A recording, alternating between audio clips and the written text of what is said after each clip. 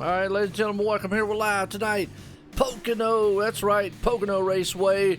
Huge, tricky triangle track here tonight, but that's all right. We got some tricky cars here, and these cars would actually be Indy-style car for the CFRL IndyCar Championship League.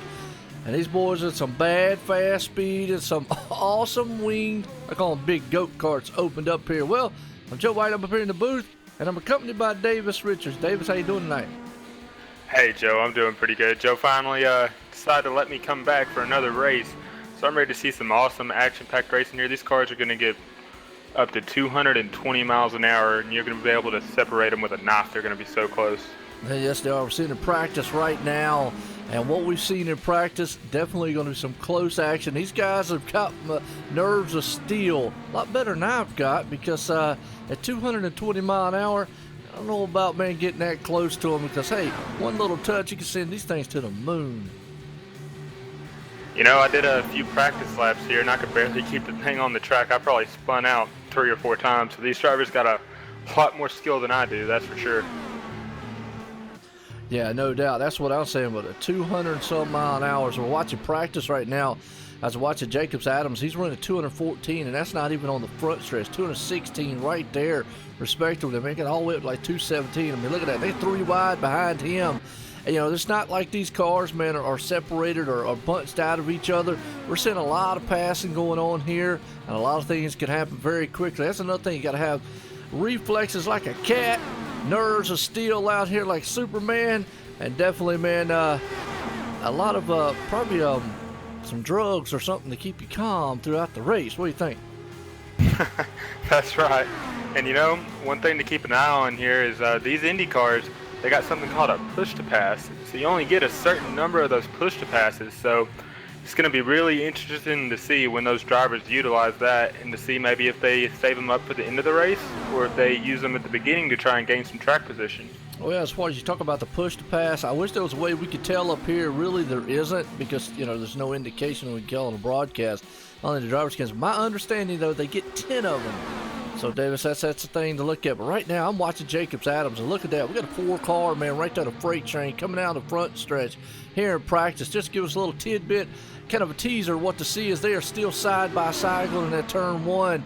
It's not like these cars are fanned out. I mean, they're within like a half car length of each other at 220 mile an hour. I mean, come on, Davis, man, you know and I know, in a car, especially open wheel like this, you've got to be kidding me. I mean, that is awesome, bad, fast speed.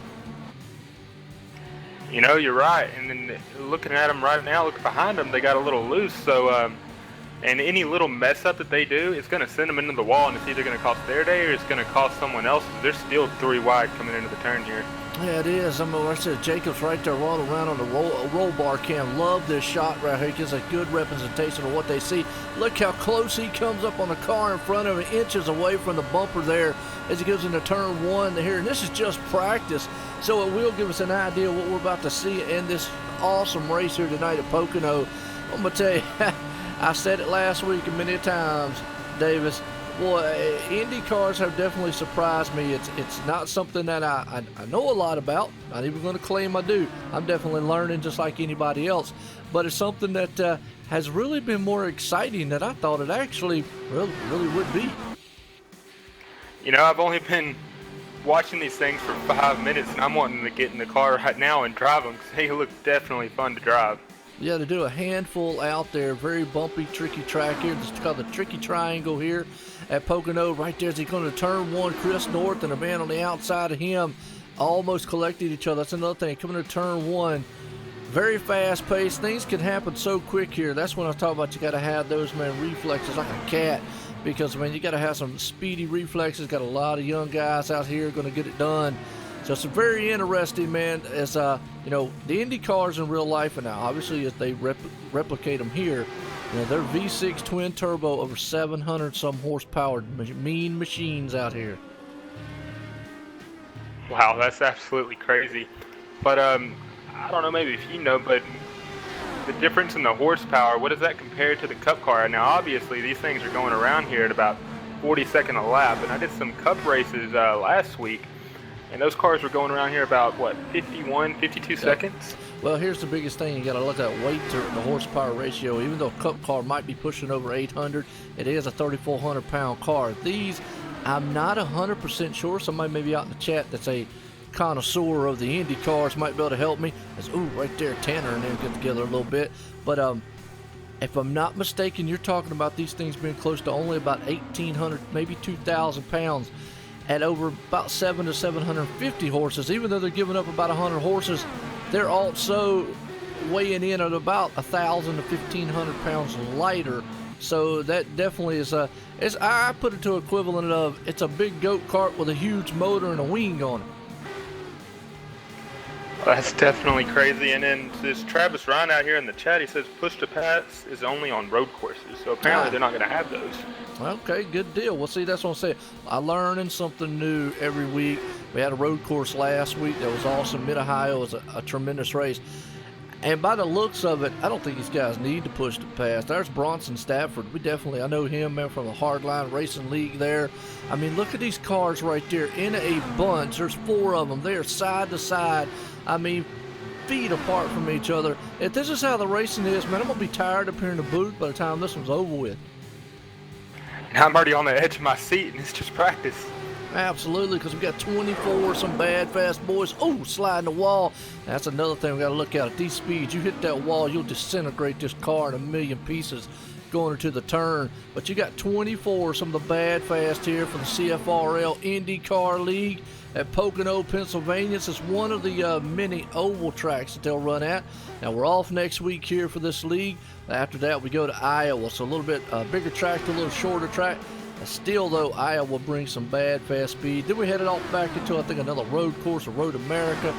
So, as always, kind of a little mix-up as they will eventually make it to Indianapolis. And you know and I know, Davis, there has some awesome speed there. It is. I tried to race in the Indy 500 on iRacing, but I didn't get the chance to. But it's definitely interesting. And now, these cars... correct me if I'm wrong, but I'm pretty sure they don't go to Daytona or Talladega, but it'll be interesting to see if the draft plays a huge factor in here, and it might be, like their Daytona or Talladega. Well, they do go to Texas, and Texas, man, definitely is a smaller replica of some of those, and you know and I know in the real life of Texas with these cars, well, that brings on some huge powerhouse speed there. I actually went to that race a couple years ago in real life, and those things, they were definitely crazy. They were well over 200 miles going around that 1.5 miles. No doubt. Well, the tricky triangle here at Pocono, we're in the middle of practice, and we're going to kick off here in the next couple minutes. They're going to kick off their qualifying. They get about 5 minutes, or I think it's about 2 laps is what they get. Changed up a little bit because I noticed last time my RPM thing didn't go. These guys are getting up near close to about 12,000 RPMs before they shift these things. Again, with a V6 styled motor, twin turbocharged up there, they can high rev these things right to the moon. As we see a couple of carts right there flipping and end over end. That's something you just have to think about. Think of it as a virtual death out here. Imagine driving these things like this right here. Now imagine driving these things in real life. You gotta have some nerves of steel for sure. Yeah, and I don't know, man. I tell you what, I'd probably already been clobber the wall or hit somebody on lap 1. These guys are poised, got the patience, got the what's the word I'm looking for? They've got the concentration here to race lap after lap, inches and feet apart from each other at those speeds and at those reflexes that they have to have. Definitely my hat's off to them. Yep, and I was about to say you're absolutely right, Joe, but we kind of made fun of a little bit last race for using that saying about 1,000 times. Yeah, that's all right. Hey, that's your catchphrase, man. You gotta use it. It's just like I tell you what. And I tell you what, we're in for a race tonight because from what we've just seen in practice, I mean, these guys are going to get it done here at a phenomenal pace around this track here at Pocono. So it's definitely going to be awesome. 25 of some of the best that you're going to see out here. That's a huge field for some IndyCar action. Now, this is my first race broadcasting here. So, Joe, who's the guy to watch tonight? Well, Stefan is the man who pulled it off last week. Definitely is one there. Adam Epsp. I want to make sure I get his last name. Epsp. So, and I know I'm trying to work on that. We talked about it, so it's Espity. So that's how you pronounce his last name. He's another one there to watch. Michael Finlayson's very fast out there.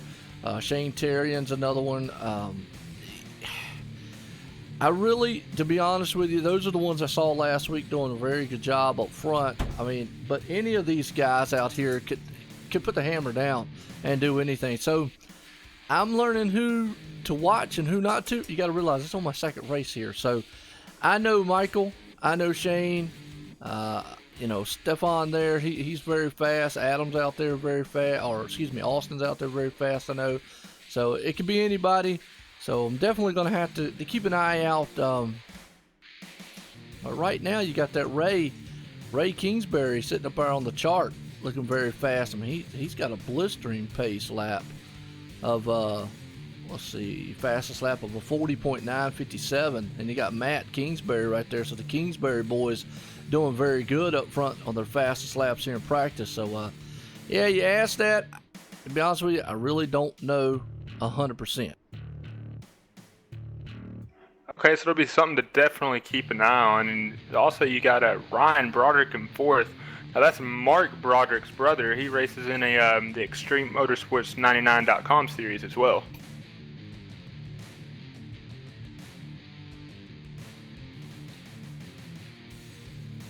It's definitely going to be a race to definitely watch. You're going to be on the edge of your seat the entire race. They're going to be door to door here. And in about, I think they're qualifying right now, so in about 5 minutes, I think the green flag will drop.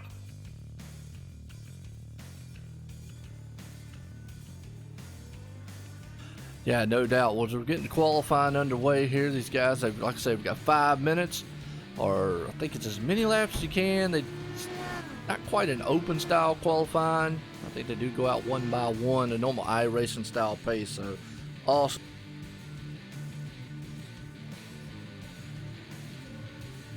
Okay, so that's definitely something to keep an eye on as well. So, well, it's showing right here, it's showing the time limit's 5 minutes. So maybe they do something a little bit different for the oval races.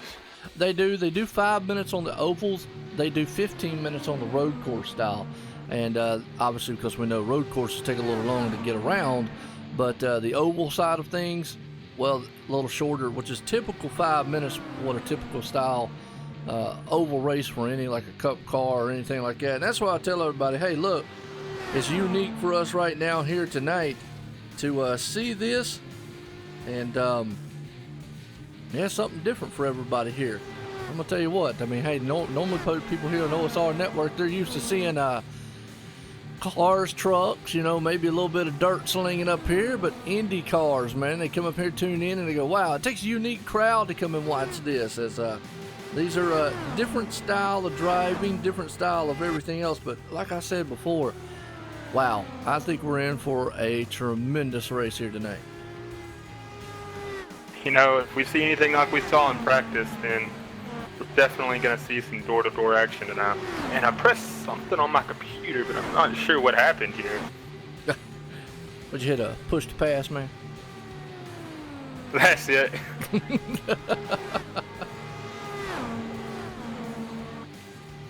That thing that went past everybody. Oh yeah, I accidentally recorded it. Now I can't get it to get off my screen. Okay. Well, there you go. You're recording all the action. Just hit Control, Delete, and go to Taskbar, and then they end it that way. That's a good idea. Yeah, that's how I usually do it. Well, I want to appreciate everybody coming out here tonight. We're in Pocono, Pennsylvania. That's right, the Tricky Triangle here for the CFRL IndyCar Championship League. And folks, I'm going to tell you, these guys, man, out here are about to do some awesome bad fast speeds. Walker Thompson right now putting it up top. Joseph Hazard right there sitting in second place. Riley Thompson right there in third. Connor, man, there in fourth. James Adams rounds out the top 5th, and let's say that Chris Wright puts it up on top. So we're in the middle of qualifying. That's probably going to switch around, man, very, very fast. What's going on, Tim, out there in the chat, man? As always, I want to welcome everybody out here as we're live here on YouTube, Facebook, Live, Twitch, and old Tweeter. As always, like to say Tweeter. But hey, either way, pick your poison on which one you want to watch. It's either one that you want to check out all this action, but definitely check it out because, man, these boys are about to hit 221 mile an hour in qualifying, and he is not letting up. John Watkins right there. Man, that is some awesome speed at 11,500 RPMs. That's like a big lawnmower, man, out there screaming. Yeah, the fastest time right now is 40.938, and that's an even faster time that we saw in practice. Yeah, that's what I'm saying. Qualifying, these boys are putting it all out right there. Obviously, in a group, you got to be mindful of the guys in front of them. But that's another thing. We were watching these guys go toe to toe, side to side here in these big wheeled wing machines, as I like to call them. And it's a handful out here. You know, I was reading up a little bit about them, and there's a Sergio Moresi. Hope I might have to get with him on his name also, but I know a Sergio, so there we go. We'll just stick to the first name. He hit 222 down that front stretch right there, so, and he's only 19th fastest on the chart. So these guys are putting down some extreme times out there. What's going on, Victor? Hey, what's going on, Victor? And you know what?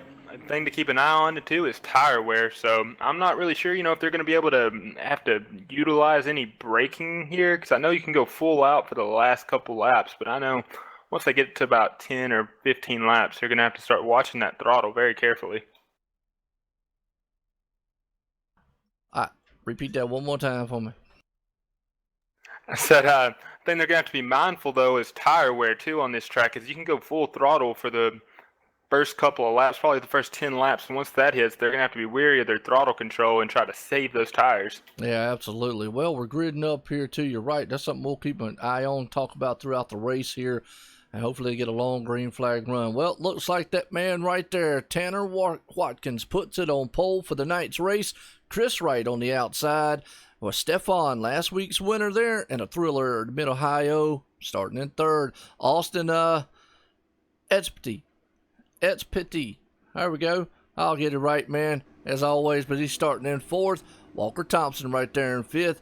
Joshua Hazard right there in sixth. We got Riley Thompson in seventh. Ray Kingsbury in eighth. John Watkins sitting in ninth. Matt Kingsbury rounds out the top 10. And we looked at the rest of this field. Boy, I tell you, it's action-packed, star-studded, and some names we know, some we don't. But it's going to be interesting to see, man, how these guys maneuver around this fast-paced, tricky triangle track here, Pocono, Pennsylvania, in an Indy car that is definitely going to be a bad, fast handful here for 90 laps there, Davis. We're definitely going to be on our edge of your seat for this one. As looking up through the field here, I'm seeing a bunch of same paint schemes going on. There's about 4 or 5 drivers with the same paint schemes. I wonder if they're on the same team here. They are. If you're talking about the TSRC, I believe TV is what it is. Those guys, man, right there, they're all actually in the same. I know Austin is one of them, and there's a couple other ones out there that are actually the Kingsbury boys, I believe, are another one that are in the same ones.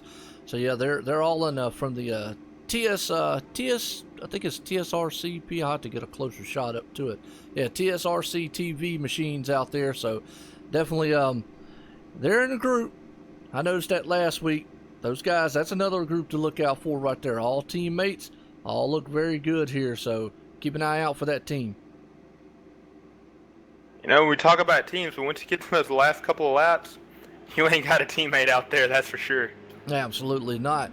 Well, last week we saw a thriller, man, between those two, and those guys, man, put it on a good one. As we're getting set here, these guys are rolling off the start-finish line here, and I'm gonna get this thing underway. 90 laps here, folks. That's a long way. A lot of horsepower, man, about to be given here. So, whoo, on the edge of my seat here on this start. Yep, it's gonna be crazy. As I'm looking through the field here, yep, like you were saying, got those few that are on their own teams, and seeing an Adam Lingard, and I wonder if he's related to Zach Lingard. We've seen that name before. Which one? Adam Lingard, he's in the 20th position. Yeah, well, yeah, that's, you know, I said we had another guy, man, by the name of Lingard, and there we got another one, the guy that's lingering around, Adam Lingard, and he's up in the, starting in the 10th place spot. But I'm not seeing any ponies on his car like Zach. No, he left the My Little Pony man at home, and I think I told him that last week, I believe it was.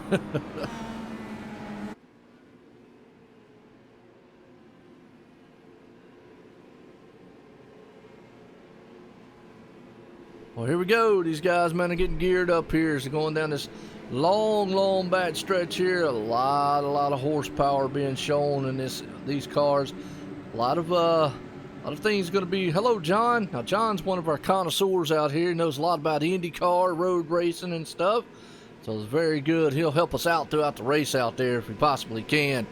As we're getting set here to go green flag racing, I got myself, Joe White, up here in the booth, man. I got Davis Richards up here with me. As here we go. Pace car dives off on the pit road. It's going to set these awesome machines off. There they go. They roar to life. As the green flag's in the air, they're going to head off down in that front stretch. They fan 3 wide, almost 4 wide going into turn number 1. It is a dog fest going down through there.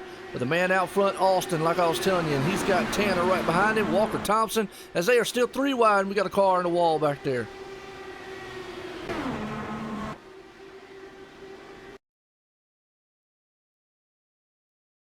It looks like Adam Lingard got involved with that one. Let's go back on the replay here, Davis. That's just how fast and furious these things can happen. I mean, did you see that start? They went into that front start right there in that front with almost 3 and 4 wide. You could do that here at Pocono. So look at that start. They were spanned out 3 and 4. You got to settle that, but they still went in there 3 wide. Didn't take much, little touch of it. It's one of the TSRC machines there. Oh yeah, got together, boom, right into the wall.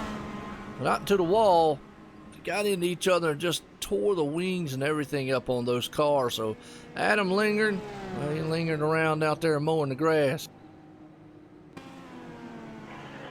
And do these cars get a fast repair? Yes, they do. They get one.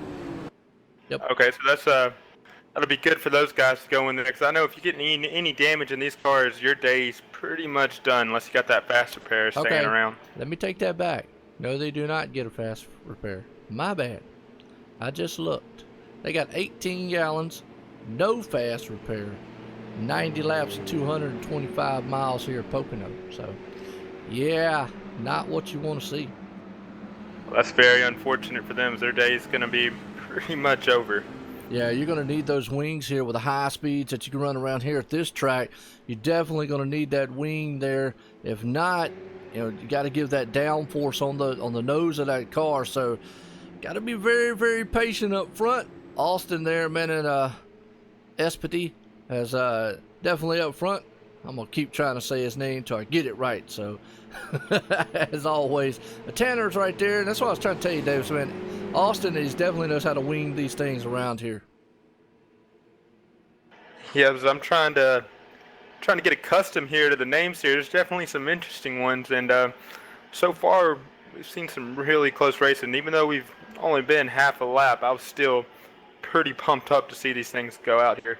Yeah, absolutely. Well, right now they got started out there. They fanned out very good. It was a huge start to this one, as these guys, man, stormed off down there into turn number 1. Well, I know, man, I had a big one there. Austin and him up front, definitely not liking it, but hey, got a lot of guys on pit road here, so it's going to be interesting to see what these guys will do at this tricky triangle. Tanner up front there, as we look at old, I don't know why Michael Finlayson didn't get in on this one. He's actually in race control tonight. So, I'd like to see him on the track. I guess he's up there. What turn 4?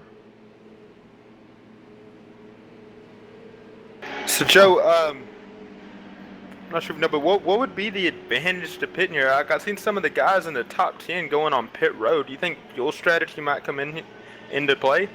You know what? Here's what they was talking about. 18 gallons of fuel inside these machines. And I know 22 gallons is normally what a cup machine does. This car right here, I'm going to say, again, that's an area that I haven't done a lot of research, probably need to, on fuel mileage that an Indy car can get on an oval. I don't know. I would think, here's just me thinking, and again, could be wrong, that this thing would get a lot better fuel mileage than any cup car being a V8 like they are. So I would think even at 22 gallons on, let's say, like a cup or an Xfinity car, as opposed to these things being V6 turbocharged machines, and with the electronics and the fuel injection and everything that they have on them, all the tech, I would think that they would actually get a lot better fuel mileage. So let's say in return, if you could go, I don't know, 35 laps in a cup or an Xfinity, you should be able to push this thing to 40, 45. That's just my understanding, or just me just saying. I'm not 100% on it. Maybe somebody out there knows in the chat world. We'll have to see. And I'm looking right here at the setup for these cars, and they got an engine map setting, and I know that would have to do with fuel mileage. So I think the higher number you go, the more better fuel mileage you get, but the less horsepower you'll also get. So you gotta find a happy median, or hope the cautions come out when you want them to. You talked about that, because you talk about engine mapping. Engine mapping usually dictates what they do with the turbo, and that's the one thing about a turbo and fuel, and with actually fuel injection, is they actually can control a lot of the engine mapping, which is also like what the GT3 cars do in road racing. They actually have what they call the BOP, or the waste gates and whatnot. They're able to control the boost of those cars, and they're able to regulate that through rules and so forth. So something that they might be doing here at Indy to be able to do it. I do know they have what they call high and low downforce packages. So that's something else that is very, very interesting. Yep, and you're absolutely right. Yep, so as we're getting set here to go back green flag racing. Yeah, John, we know it's not a road course, but it's a tricky triangle, and it's definitely going to be one of those, it changed up a little bit. Guys, man, wanted to see what this thing was like and how many RPMs these cars, man, pushed out of here all night long. So it's going to give us an idea of what these guys can do as pace cars coming out of turn number 3. There is not 4 turns here. It's a triangle-style track. Very tricky here. So here we go. Pace cars in, and it takes off again. Austin, man, hammers down all the way through those gears as they go off into turn number 1. They're going to fan these things out again, 2 and 3 wides. They head into turn 1. They're all single file this time. Very good start, clean start there to it, but they are inches and noses away from each other. As we got the 5th place car, he's looking on the high side of the number 25 here as they're coming into turn 2. Yeah, they are. They're coming into turn 2 side by side there. They're 2 wide. Look at that. He slows up in the inside of him, inches apart from him. Boy, I tell you, that is Joseph right there sitting in the 3rd place spot trying to get this thing done. And if you wanted that excitement, these guys are running 210 mile an hour, and they are like a foot apart from each other up front. Like I said, you got to have reflexes and instincts like a cat up there. If not, one small mishap, one small mistake, and you're gone. We're still seeing them battle for the lead right now as they're 2 wide for 2nd. And as the car on the bottom checks up, and they're spinning on the backstretch. Yes, they are. Spinning on the backstretch. They got into each other right there. No caution. That's another thing. Well, caution is out now. Well, the thing I'm trying to get used to is when I'm calling out these cars is you can't see the numbers like you can in the stock cars. So it's hard to find out who's who. Yeah, it is. Well, Matt Kingsbury was part of that wreck there on that one here. As we go back here on the lap here. That's right, John, 215 mile an hour. Let's watch the replay. They come out of the turn number 3. They're down the back stretch. They were feet apart from each other as they were still 2 by 2 going into turn 1. nose to tail right there. I'm going to tell you what, if this does not get your adrenaline pumping here, 200 some mile an hour, I mean, feet apart from, look at the move he did right there. And boy, that was just a huge net code, man, loss right there. You got to be kidding me. Hate to destroy your race that ways. Doesn't look like he's got a lot of damage to that cart. That's a good thing right there, because it don't look like they got hit too bad. But that was a net code involvement there. And you could see it clear as day between Matt and the other car. You know, and as a driver, that's one thing you hate, is to get taken out of the race by netcode. Yeah, I know, and that's just something that we talk about here. But, man, I tell you what, we're already at lap 7 here already, and it's been one of those thrilling styles. Let's bring up Austin, man, Espity. There we go. And get a word in with him. No, we ain't been running that long, but, hey, get a word in with our leader so far.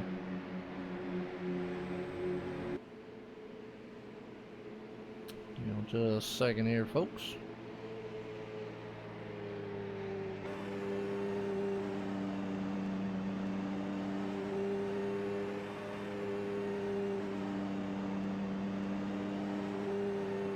Austin, Joe White in the booth. Got a copy?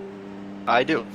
Well, Austin, I tell you what, we haven't been under green flag too long for a lot here, but I tell you what, the action is nonstop. Y'all guys are within like feet of each other up there, running about 220, 215 mile an hour around this huge tricky triangle. You know, me and Davis is up here calling this action. It's just nonstop, and I'm like this. You got to have reflexes, man, and nerves of steel, and reflexes like a cat out there, and instincts, because what's it like inside their car running those speeds those close to each other? I personally don't like it when it's this cold. I prefer when I run open, it be hot and have a little bit of aero push, more tire wear. Makes you more of a driver. Just you just kind of sim brick it and just hold the bottom line the entire time. So it's just manage of just holding your line and hoping the person on your outside doesn't try to door you down the straightaway. Yeah, absolutely. Well, I just want to say that last incident right there was a huge net code involvement, and I hate to see that between Matt and theirs. We was watching it on the replay, and, you know, we know, you know, everybody knows here. We played this sim long enough. It is a sim. It's online. Unfortunately, net code involvement there, it looks bad, you know, and obviously when he goes back and watches the replay, he'll see what we saw, and just hate to see that. Don't look like you got too much damage to be able to get out there. I know y'all don't have a fast fix here. Is that something that goes through y'all's minds as a driver? Yeah, I mean, netcode's obviously unfortunate, but sometimes a netcode wreck mean have no damage. Happened to me a bunch during fixed races last week, but yeah, I mean, you just gotta be careful. If you hit the wall square, you should be okay, but if you tap it with your side pod, you will have a bunch of downforce, but you won't have any straight line speed, which in this weather, you'd rather have the straight line speed than the downforce. Absolutely. What do you think? Oh, so mixed opinions on that. All right, guys. Well, my next question is, you think you got the car to hold on to it for lap 90? I don't know. I mean, if it was hotter weather and it was easy enough to break away and manage tires, I would think absolutely. I'm really good at managing tires, but with this weather, it's going to be all of who comes out of the pits first if we have a green flag run, and if we can break away in the pits, I think swap drafting will be effective, so we'll see if me and Tanner can just swap draft our way to a gap where no one will have draft anymore. Absolutely. Well, I was getting set to go back green flag, so Austin Espity, how's that? Very good. Good deal. All right, man. I'll tell you what. Well, good luck out there, Austin. Thank you. All righty. Let's see if I can get him back down there in his, there you go. Got him back down there. Last Lap Motorsports is what his is. So, Davis, he feels pretty confident about his chances out here. Really don't like the setup as far as, because what we've seen is what he was talking about.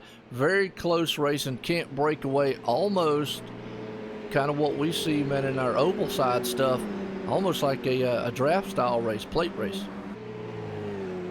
You know, it really is, and it's interesting that also that he brought up swap drafting with his teammates. So that's where they'll ride behind each other, and the guy in second will push up, take the lead, and then the guy in second again, they'll just keep swap drafting back and forth, and it'll able them to check out in front of the car sitting in third. So that's another way that these teammates can work together. Yeah, absolutely. It's getting set here to go back green flag racing. Folks, it's been a good one so far here, Pocono, Pennsylvania. As these guys, man, they're being a little poised, a little net code incident right there. So it's interesting. Davis, what you think about this stuff so far? Man, I'm really enjoying it. These things are so close together that you're on the edge of your seat the entire race. And it looks like they do single file restarts for this league. So I'm not sure if that's just an entire IndyCar thing or if it's just the rules for this league. Absolutely. Sorry about that. I was just checking some sound out. Pace cars in. Here we go, folks. Hang on to your hats here because these boys are about to put it to the wind and about to set sail. There we go. Joseph puts a hammer down. Austin out front there. As we're coming down into turn number 1, they are fanning it out. You're right. Single file is the way they start this one off, but it won't be single file for long as Joseph's looking on the outside there as he is inches away from the second place man there. As he dives on the inside, he's trying to take that second spot and the lead. Look at the push he's got. Wow, what an amazing run as he gets on the backstretch. He's going to take the lead and he's going to clear the leader. Yes, he is. Takes that lead here on the front stretch. Actually, he's getting off in there to run into turn number 3.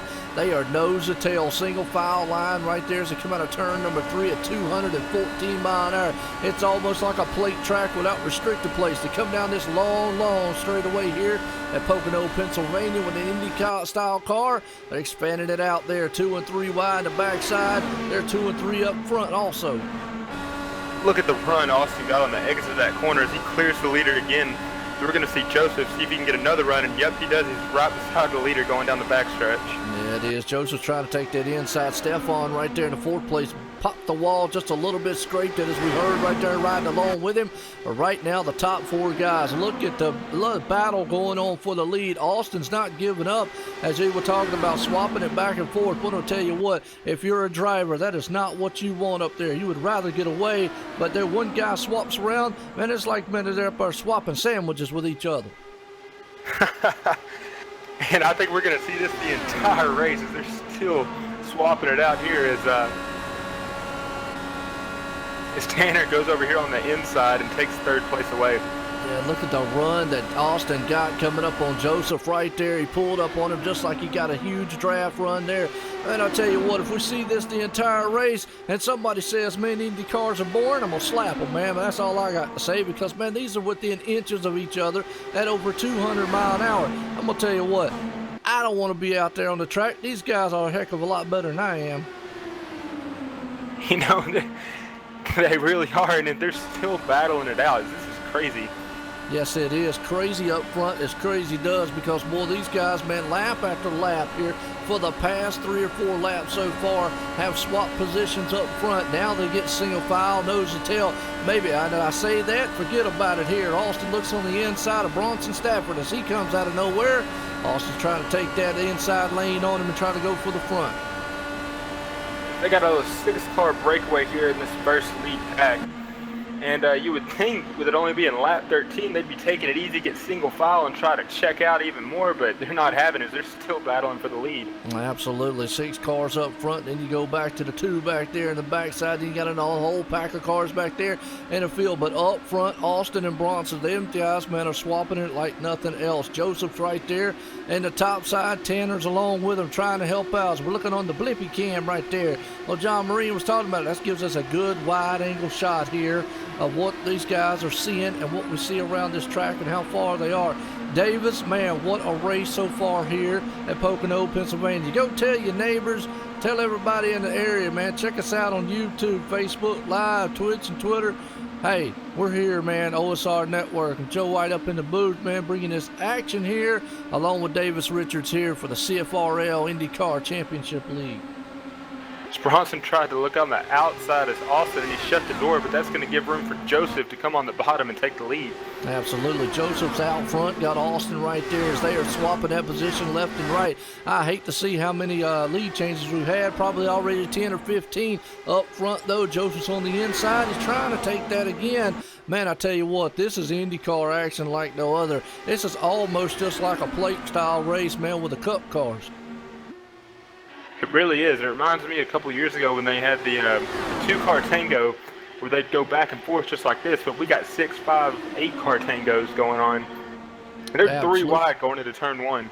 Yeah, they are 3 wide in the backside back there. Also 3 wide turn 1. You're right. Joseph's on the inside. Austin's right there in the middle. Bronson's on the high side as they are swapping it back and forth. I'm wondering if this is by design or if it's just something that these cars and this setup just brings to life. Because, man, is this something as a driver, though, Davis, we're watching this here. Does this wonder on your mind and your mentality throughout the race?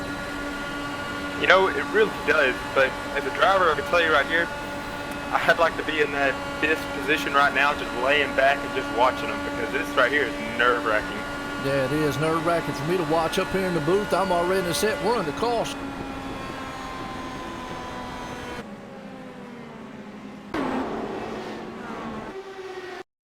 Let's go back here on the replay here and check it out. It gives us a little bit to break down, just a little bit. I tell you what, man, that was some awesome action there up in the lap 17 as we're watching right here. Ryan Broderick, the man who got involved in this one, he's back there running side by side. Let's see what happened. Man, hopefully it wasn't another net code incident. I saw him go sliding around here. So Ryan Broderick out here. He's doing big things right here on that one. So let's see what he can actually do here. Watching this replay, Davis, here, just to kind of get an idea. A little bit far back on that. Oh, yeah, just got in contact with another cart. When he did, boom, slams the outside wall. Wow, and I'm going to tell you, I don't know who that is in the background locking it up there, but, man, tore that wing and all up on that car, so he's got a lot of damage. Yeah, I was watching just now, and he definitely doesn't have a nose on that car, and it looked like he had some suspension damage as well as he was walking it to pit road. Yes, he was. Well, I'll tell you what, man, that gives us another chance here to get a talk, get our breath put back together here. I'm going to tell you, I'm going to bring up our man, Michael Finlayson here.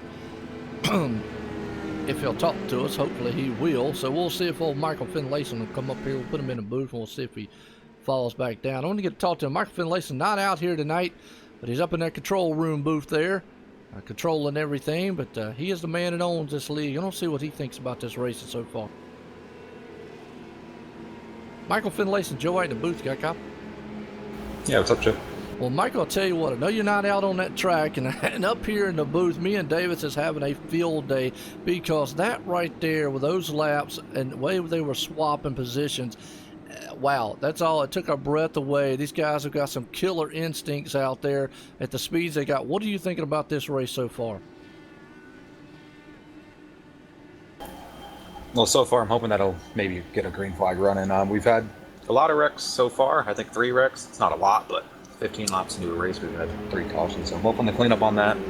These guys are usually a bit better on that, so hopefully we could obviously clean up on that, have a good green flag race here. Like we said, there's a lot of good racing under green. It's just we need to get under green for a little bit so we could have a consistent good race. But first 3 cautions, I think the second caution is just net code, so that's avoidable, or unavoidable. So first and third cautions, though, it looked like they were pretty avoidable, especially that last one. I think 21 just got on the rumble strips and drifted out. But yeah, I'm off track, being an off-track admin tonight, trying to make this race go smoothly. Hopefully we'll have a entertaining race and not have any more wrecks. Well, absolutely. Well, I tell you what, the thing is right now up front, those guys, man, were back and forth, and Ben Davis was right here calling it. I mean, you got to have, nerves of steel, man, instincts like a cat out there. Definitely to run that close at over 200-some mile an hour, and they were swapping that position back and forth, looked like a plate-style race. Awesome action out here, man. The viewers loving it. We're loving it on the edge of our seats, and I told Davis, I said, man, if anybody says the Indy cars are boring, I'm going over to the house and slap them, man, because this was some exciting racing that they put on out here at Pocono. Yeah, hopefully we could, like I said, do the green flag run and make it even more entertaining with pit stops and stuff. I think if it does get single filed out, like we said there was like a 6-car pull away right there, and they had a good race for the lead. So hopefully we continue that, have a good race, and calm down on my cautions. Absolutely. Again, want to appreciate you letting us do this here, man. Call this action for you here, because that's Michael Finlayson. He is the owner, runner, and operator here at CFRL IndyCar Championship League. Thanks, Joe. All right, well, we'll let him get back down out of race control. Let him get back to doing what he does best there, driving a car and keeping order here at the CFRL. And Davis, I tell you, I know as an admin, they're probably looking at the caution limit, but man, me and you are looking at what they just did those last couple of laps when they were out there running. I'm sitting up here in awe that there's just not more tore up cars at the driving that they were doing up there.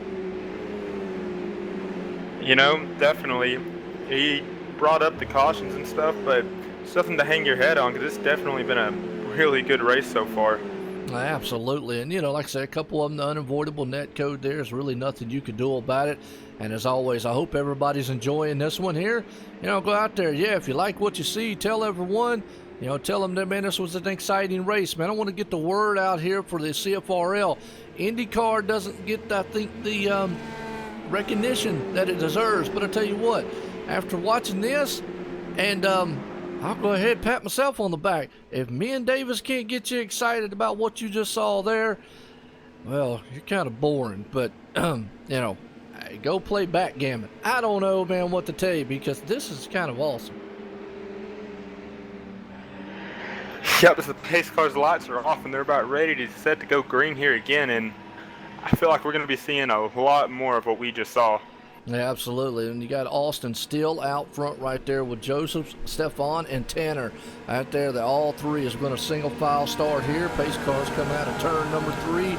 And a tricky triangle going to head off and take that left-hand turn off of pit road. A man goes hammer down here through all 6 gears. That's how many they got in this thing at almost 12,000 RPMs, almost hitting like 11.9 as they head off into turn number 1.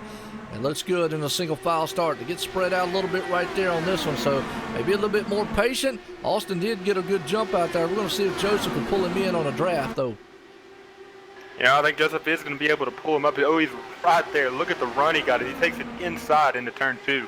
Yes, he does. Takes it on the inside. He gets a huge run, and I think the draft is playing a factor here as these guys, man, are awesomely using it right there. 217, 218 mile an hour. Look at Austin, though.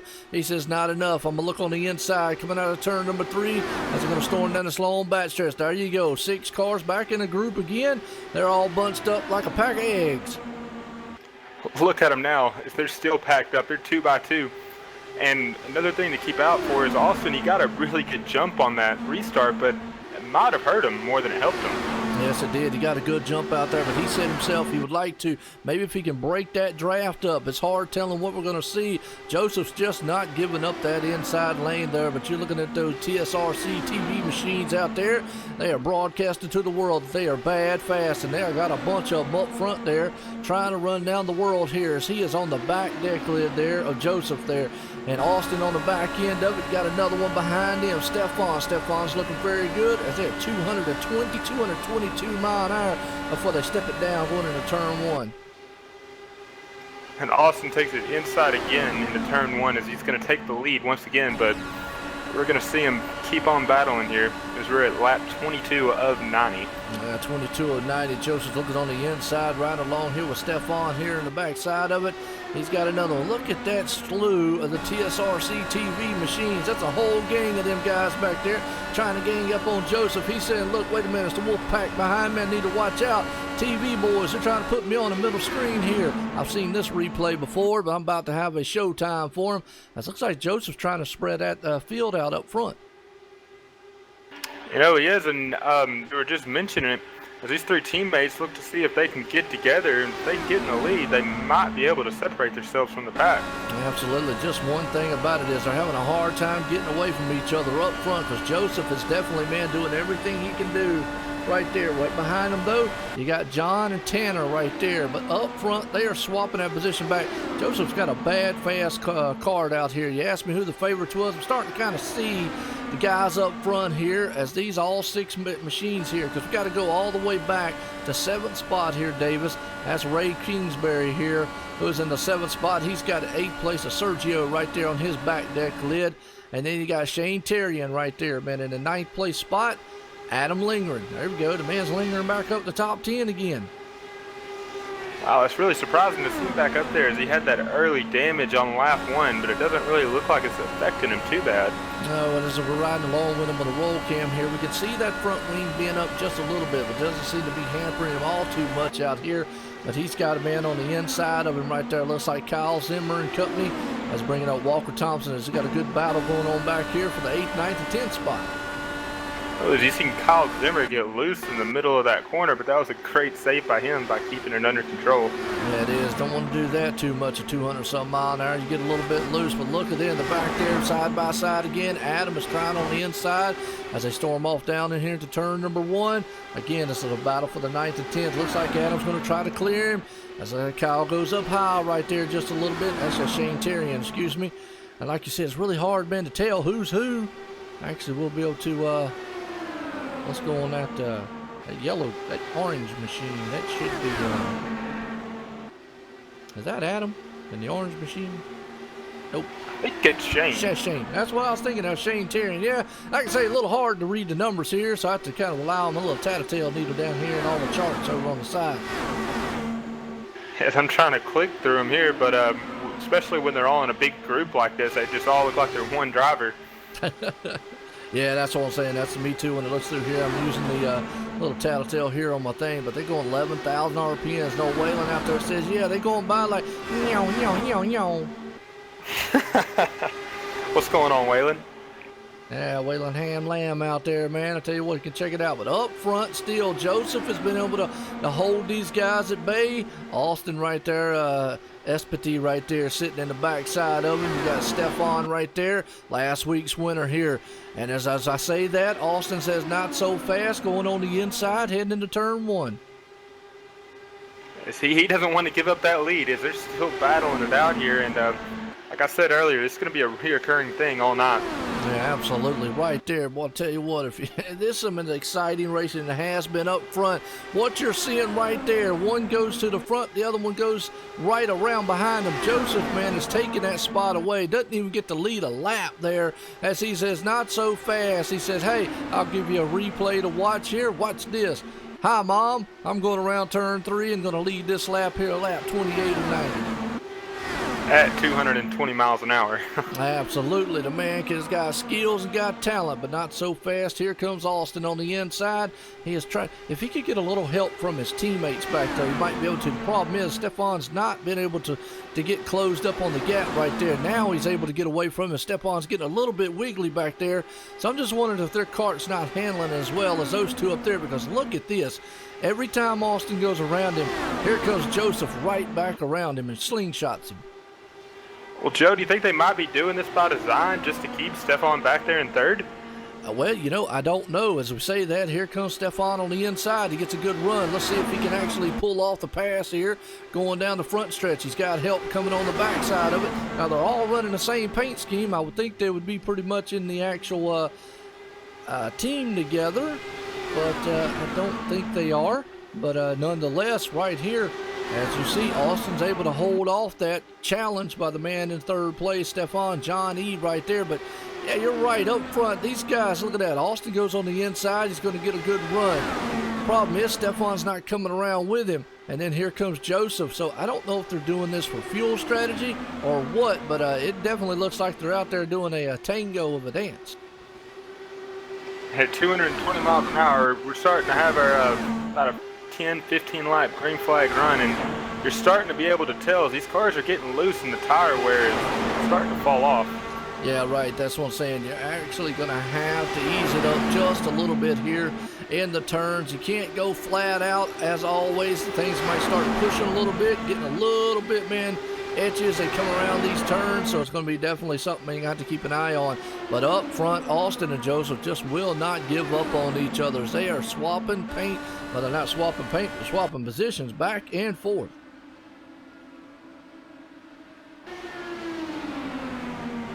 You know, somebody blinked.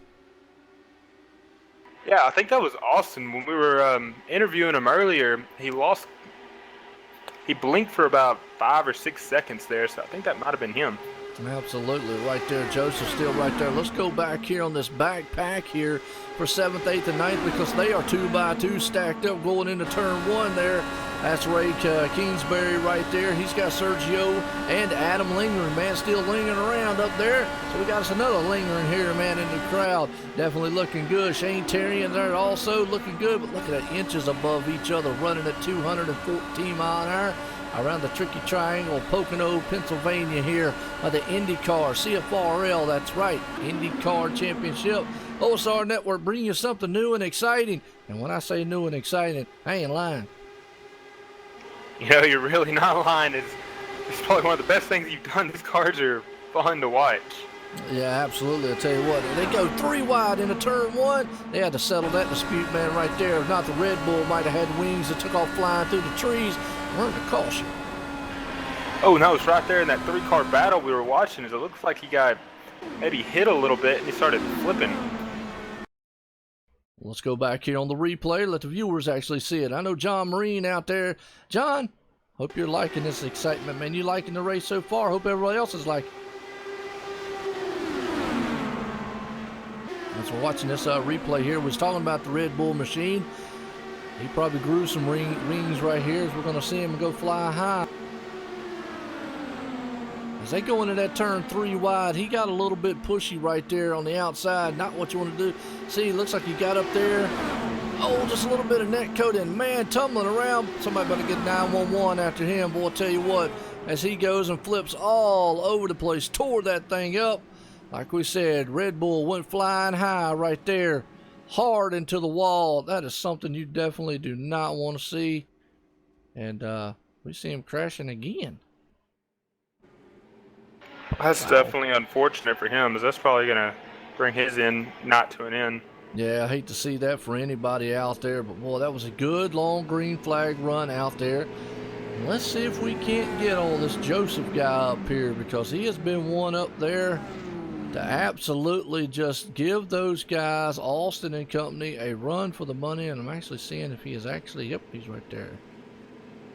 Joe has it, so it's got to be Joe. And he is down there with those other team guys, so they must be teammates between him and Austin. So it might be by design, like you were talking about, Davis, of what he's doing. We're about to find out, though, because we're going to ask him.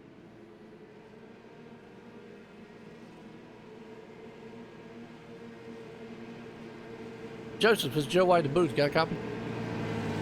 Yep, coming in the pit road right now. Give me a second, if you would.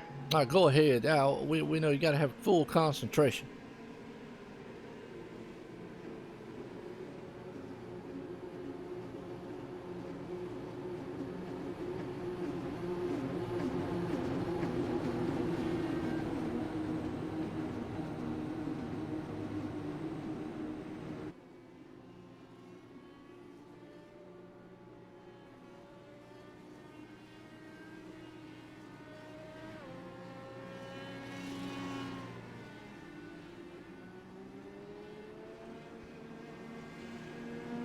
All right, as we're watching that pit stop there by Joseph, we got him up here in the booth with us.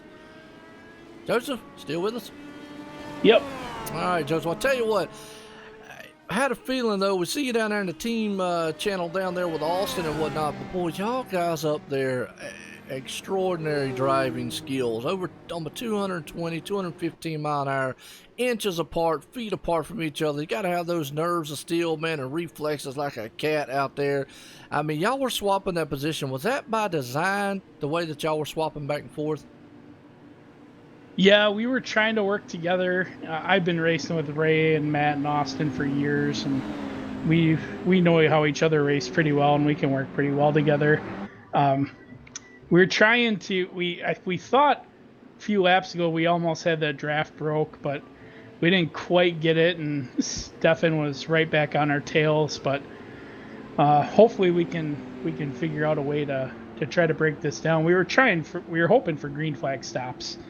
So I think Austin and I are probably some of the faster pit stop guys in the IndyCar, and we were hoping for green flag stops to get this thing spread out a little bit. But we'll work with what we got, try to stay up front here, and see if we can lead it at the end.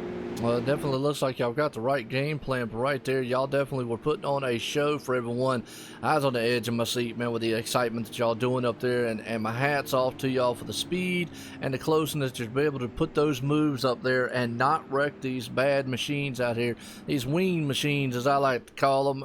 Awesome big go-karts out there with a lot of horsepower. So how's the track feeling to you so far, though? It's Grip City. You know, it's gonna get real crazy once guys start racing. I think the guys in third and fourth place, Tanner, Stefan there, I think they were really holding back and saving some fuel. According to my fuel numbers, we're good. We just go all out, hit one more pit stop here with about 30 to go, and run our green to the end. So fuel numbers look good. It's gonna get real tight if the pack stays together, though. Absolutely. Well, good luck out there, Joseph, as always. Thank you. All righty. Get you back down there and the teammate with Austin and them. There we go. Davis, I'll tell you what. So there we go. It was by design on what they were doing, trying to break the draft. Now, it's unique, and we'll touch on that here shortly here in a minute as we get back to green flag racing, but it's unique for him to hear him say that, because that's just something you wouldn't want to see like in a cup car or in a NASCAR style race. You're not going to see out there swapping back and forth, because usually that's a good way to lose positions in a draft. Maybe that's something that are characteristics of an Indy car that we just don't know about. You know, and I think you're right, Joe, because I got the chance to race the old Indy cars at Charlotte one time, and everyone was yelling at me. The guy behind me was yelling at me, telling me to pass them, and I was like, well, I didn't understand why, but then after the race, I looked back and I seen what everyone else was doing. Okay. Well, I'll tell you what, pace car's in. Here we go. Joseph puts a hammer down. He takes off. Tanner right there, though. He's got a little split up between him and Austin, but here comes Austin again as they head through those gears and head up into those high RPMs. Like they said, a lot of grip out here. Tanner has to let go there a little bit as a man up front. So now they've got what they wanted. 2 car straightaway breakaway up there as we got a wreck in the back.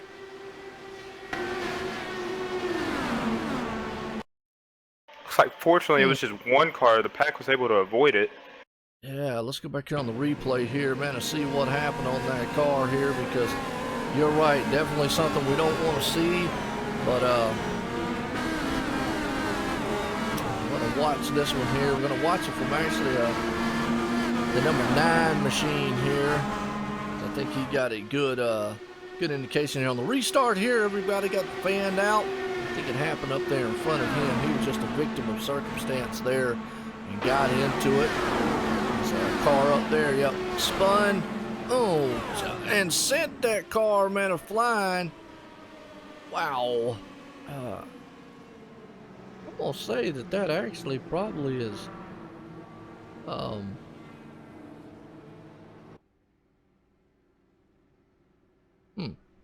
wow, that hurt. And I'm sitting watching here, and looks like Chris North just almost escaped it. No, I'm sorry, it's the wrong driver. There's so many blue cars, red cars, I can't keep up with them. Yeah, there's a slew of them blue ones up front there. Now, what I was saying there before, it looks like Joseph and Austin had what they wanted. They had Tanner in between that group of cars there, and they had broke away if they was going to get up front like they wanted. Now they got to deal with the pack back up there. Riley, Stefan, and company up there. So, wow. And John says, yeah, lift off. Man, shooting to the moon on that affair there. But I want to appreciate everybody coming out. As this is the CFRL IndyCar Championship League. You know, as an admin, you're probably thinking, guys, settle down, please. We don't need that many. As a driver, my hat's off here, Davis. At the speeds they're running, as close as they're running. And with these cars, I did a test. With these cars, they act, you know, there is no power steering, so it is a 1-to-1 affair. When you turn, they turn. It's nothing like what a normal, you know, a NASCAR car would be, or a normal car. These things are just like, boom, you twitch, they turn. So you've got that instance of when turning on these things like a dime, and just like what a go-kart or any open wheel style machine would be. So with that said, the speeds that they're running, as close as they're running, and as fine-tuned as these machines are, my hat's off to what these guys have been able to do under the green flag that they've had. A couple of the cautions out here so far, definitely not anything that they could do anything about with the net code and whatnot involvement. A couple of them are just kind of getting into them. And again, you know, doesn't take much getting in somebody at 200 mile an hour. You know what I know? You just barely braze someone, and the car's so light already. Like I said, these things are what, 2,000, 2,500 pound cars. At 200 mile an hour, it's almost like they're a couple hundred pounds. It doesn't take much to move them. It really doesn't. Like you said, hats off to them because we've seen a lot of close battling the entire night. They've been swapping back and forth for the lead, and I don't know if I'd be able to do it as a driver because even in the stock cars, you know, you can rub a little bit on them, but with these cars, just you barely touch them, you're off into the wall. Yep, absolutely. But I tell you what, man, right now these guys, man, are putting on a very, very good show as we're about to get set here to go back green flag racing.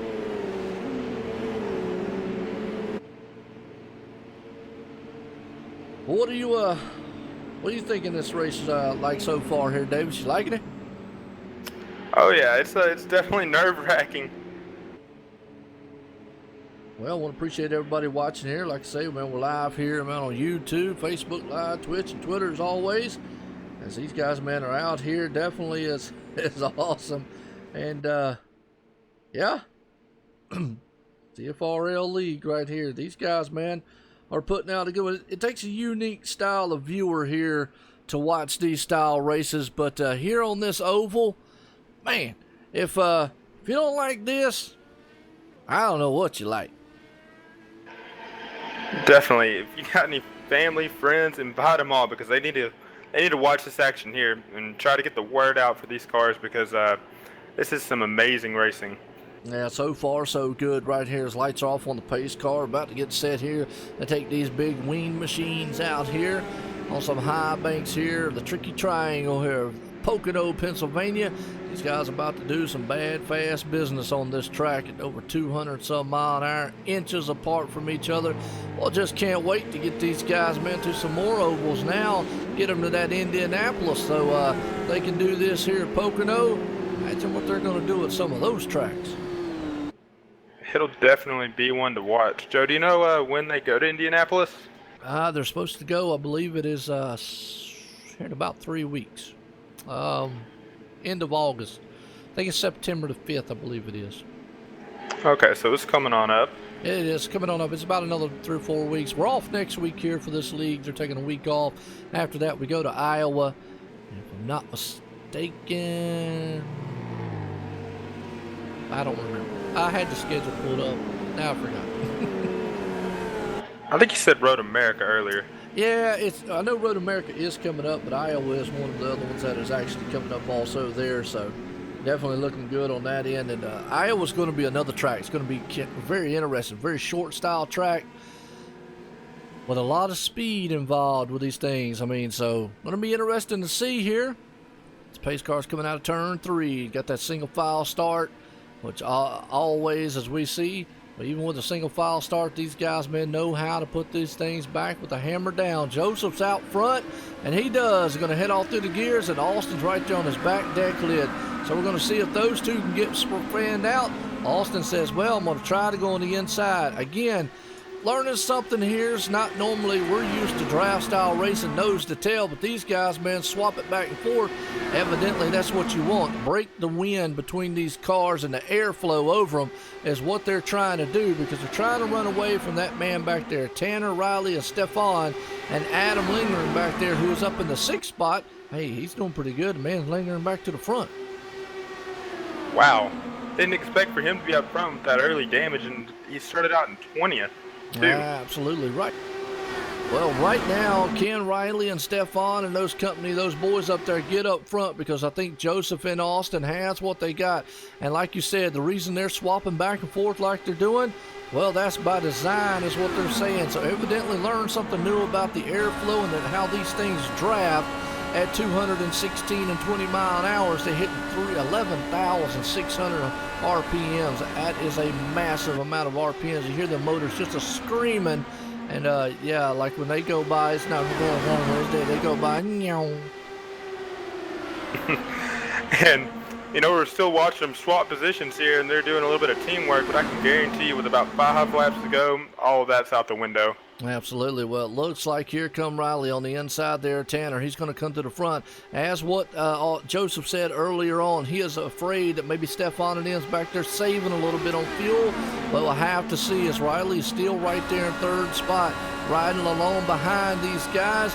Looking good, but up front, in a tandem duo there, Joseph and Austin there are back and forth, swapping the position in the lead. And folks, the reason they're doing that, which we found out, because we thought they were just swapping the lead, but they're actually doing that by design to make this thing. So evidently the airflow and the draft of how these cars work, that can break it up for them up there. The problem is, Riley has Tanner right there, so he actually can get a run from him to get up front. So it's going to be interesting to see what happens on that end. And we still got about a 6-car lead pack here. The 2 leaders started to get a little bit of gap, but Tanner's closed it back up here. Yes, he does. Well, I'll tell you what, right there, Kyle Zimmer and company back there in the back of the 8th, 9th, and 10th spot. They went 3 wide in the turn. They are back there fishing about it back and forth, man, trying to settle it out and having a talk as they are coming up through the field. And is that a Nestle Quick machine out there? If it is, the man's got milkshakes. And Kyle Zimmer, man, he lost a handful of positions there. Yeah, he did. He got shuffled on the back on that transaction there, really big, because they went 3 wide and so forth back there. But up front there in the middle of them, you've got Nick, and actually we'll try to get a close-up shot, man, of this car here. Don't know if we can. Yep, he got Nestle quick on there, because I see the bunny. That's a pretty cool paint scheme he's got on there. Well, I'll tell you what, right now, somebody hit that apron, and that could have been all she wrote with Nestle Quick. So I wonder if he wins the Indy race, is he going to drink chocolate milk or white milk? I like chocolate milk. You know, me too. There we go. Well, I'll tell you what, these guys are storming around here about 3 wide going into turn number 1. Is that going to work? Nope, they had to settle that one up there. But these guys are back here swapping it back and forth. That's Bronson, Stafford, Matt, Kingsbury, Nick back there along with Connor. Got Chris Wright in the mix also back here. So you got about 3 to 7 cars back here, all nose to tail in a formed up position, trying to fly around here at 220 mile an hour. They're still 3 wide coming into turn 3. Ooh, that Wow. Well, I'll tell you what, I hate to say that right there like it was. They were 3 wide there, Davis. He hit the curb. Almost could have been disastrous because he could have took out the whole, all those packs of cars. Man, how did he hold on to that one? Well, he's a lot better than I am. Got his skills there a little bit, touching a little bit on the wheels. Got to be careful in front of him there. But look at these guys up here. Like I said, you got to have it. The man's got awesome right here. So riding along with Matt. He's got to be very careful as he pulls up on the back end of Kyle. And that's something about wow. That's all I got to say is this pack back here, the racing that they're doing. Yes, we've seen them back there. They threaded the needle with the, don't know exactly what car that was, but for him to have enough awareness to get out of the throttle and get out of it and catch the wheel was amazing. Yes, it is. That's what I'm saying. You got to have quick reflexes fast, man. Be a young guy, old guy like me, I'd have done hit the wall, man, and went off in there in a hot dog stand. But look at that. Just that small little error cost him about a second or so and cost him to lose that draft.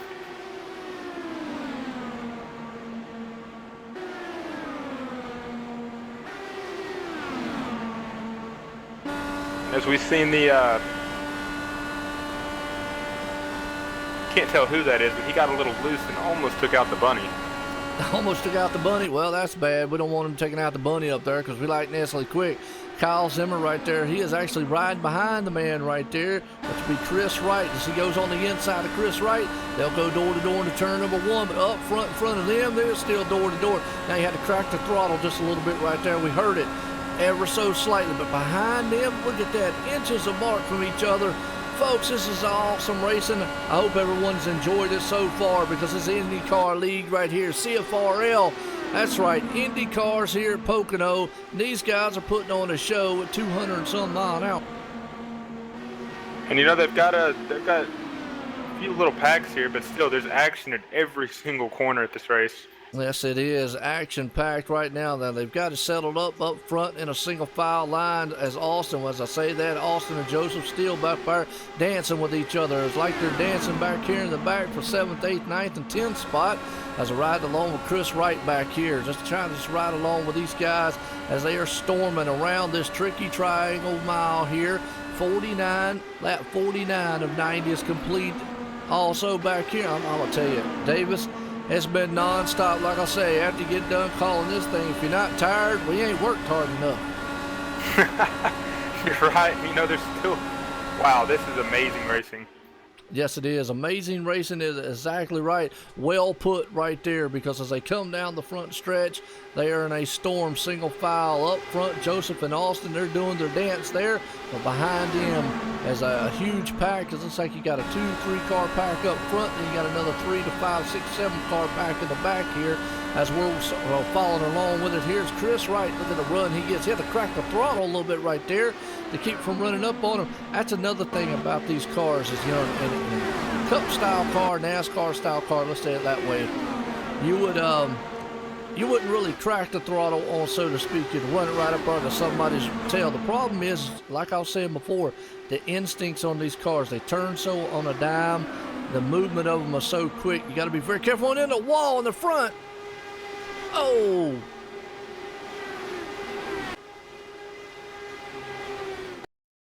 Let's go back on the replay. I don't think that triggered it, but right there, we were just talking about it. You don't want to get too close to each other.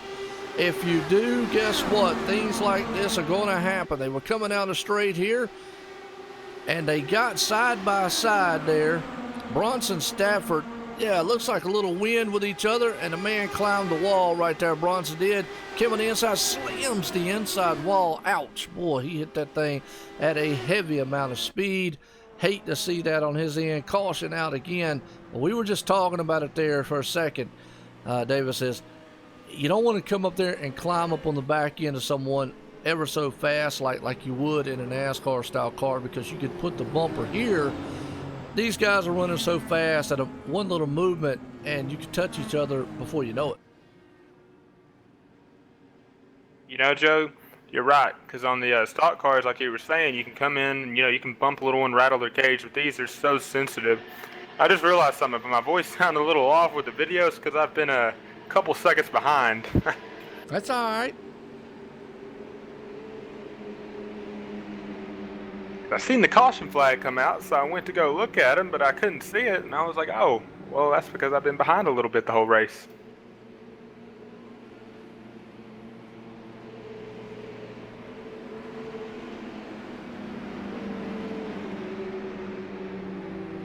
All right. Well, I was just checking sound right there. Sorry about that. Just make sure everything sounded good, looked good for everybody out there. I hope everyone's enjoying this here, because you're right. We're here, Pocono, Pennsylvania, the Tricky Triangle track here tonight for the CFRL IndyCar League, Long Pond, USA, Pennsylvania area up here. And it definitely has been a very, very good race so far. These guys have put on one well of a show here. As let's see if we can't get somebody else to talk to here. And actually, here's a good one. Let's talk to the leader stays out. Yeah, I see that. Let's talk to Adam Lingren. That man was involved in a wreck earlier on. He's in pit road. Let's let him get through his pit stop first, because I know you want all, they want to give all the concentration they can there. Oh, that's another unique thing about it. They got those little automatic jack things. He goes, zoom. Look how fast he went there. I don't think he got tires. He just got fuel. You know, Austin stayed out, and him and Joseph were working together the first half of this race, but Joseph went in, so that's going to separate them. Yeah, just a little bit. Well, let's bring up Adam Lingren up here and get a talk with him. Adam Lingren, Joe White in the booth. Got a copy? I got a copy. What's up? I'll tell you what, right now we just watch you take your pit stop. Man, earlier on you got involved in a little bit of altercation. Looked like some net code there. Didn't look like it messed the card up too much, but how's that thing running out there? Because right now you've been able to bring it back up in the top 10. Yeah, it's running pretty good. I would say that I got a little bit of side pod damage, which is hurting me down the straights just a tiny bit. It makes me susceptible to getting passed in the draft. But aside from that, the car is actually behaving pretty well. Yeah, I was working with my team there to save some fuel, but unfortunately, because the caution came out, that strategy's out the window, so I decided to take a pit stop. Yeah, absolutely. Well, right now you're sitting in 6th place spots. Think you got a kart that's able to get up front and win this thing? I think I do, yeah. Gonna have to get some good luck and work with some good teammates to try and make that happen. See if I can get back up to Riley up there in the TDR car. And yeah, if I can do that, then I think I have a good chance at making a win here, or at least a podium position. Absolutely. Well, that's where you were. You were in Total Downforce Racing, right? That's correct. Total Downforce Racing.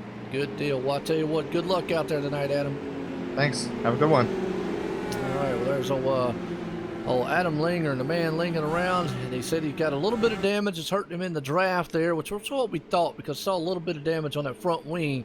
So we'll have to see what happens. But man, I tell you what, this race so far has been a lot. Well, I don't know. I can't think of the word for it. It has just been very, very good. I mean, it's over my expectations. I really thought they would probably get fanned out, spread out, all running very fast around here. But these guys have put on a tremendous, awesome show. It's been a race to watch. If you missed the first half of it, you definitely want to go back and finish watching it once we get done here. Yeah, absolutely. These guys meant to be Indy cars out here have put on one well of a show out here, so it's awesome. Yeah, I always say that as a stock car racing experience.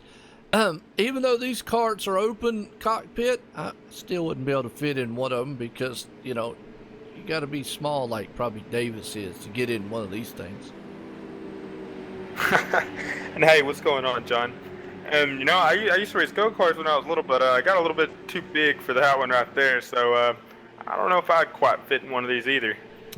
Come on now. Well, I know I would fit. Now, I was in a go-kart, but I was also like 18, 20, you know, so it was way back in the day.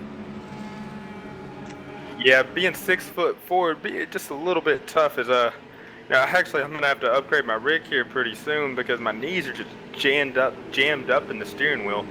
Woo! Well, hey, then we're in the same boat. That's where I'm at, 6'4". Well, I'll tell you what, man, it's awesome as the pace car's coming out of turn 3. Gonna let these machines roar to life again. I got a quick drink right there as these pace cars coming out of turn 3. Gonna let these awesome wing machines out here, the Indy cars, CFR League. Here we go. Austin out front. Got Tanner right there in the backside. Riley in 3rd. Matt right in 4th. Joseph starts in 5th. You're right. Got to see if that hurts that tandem duo up front there. As we know, Austin was trying to work with him, but Austin's been fast all race long. So it's going to be interesting to see if Joseph can get back up there and help him out.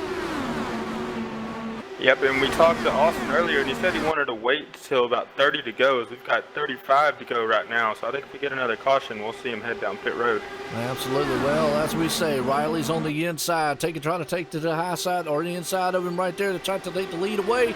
Tanner's on the backside, folks. Here we go. We're going to see Austin has some help up here.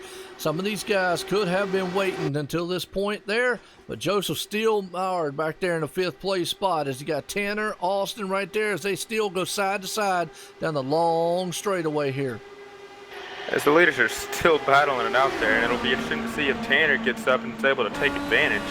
Yes, it does. Austin right there, man, still on the outside there as he's trying to battle it out, sitting in the 2nd spot. Tanner's on the inside. He's got his hands full with Matt Kingsbury as Joseph's sitting back there trying to watch as they are double foul on the front, double foul behind him.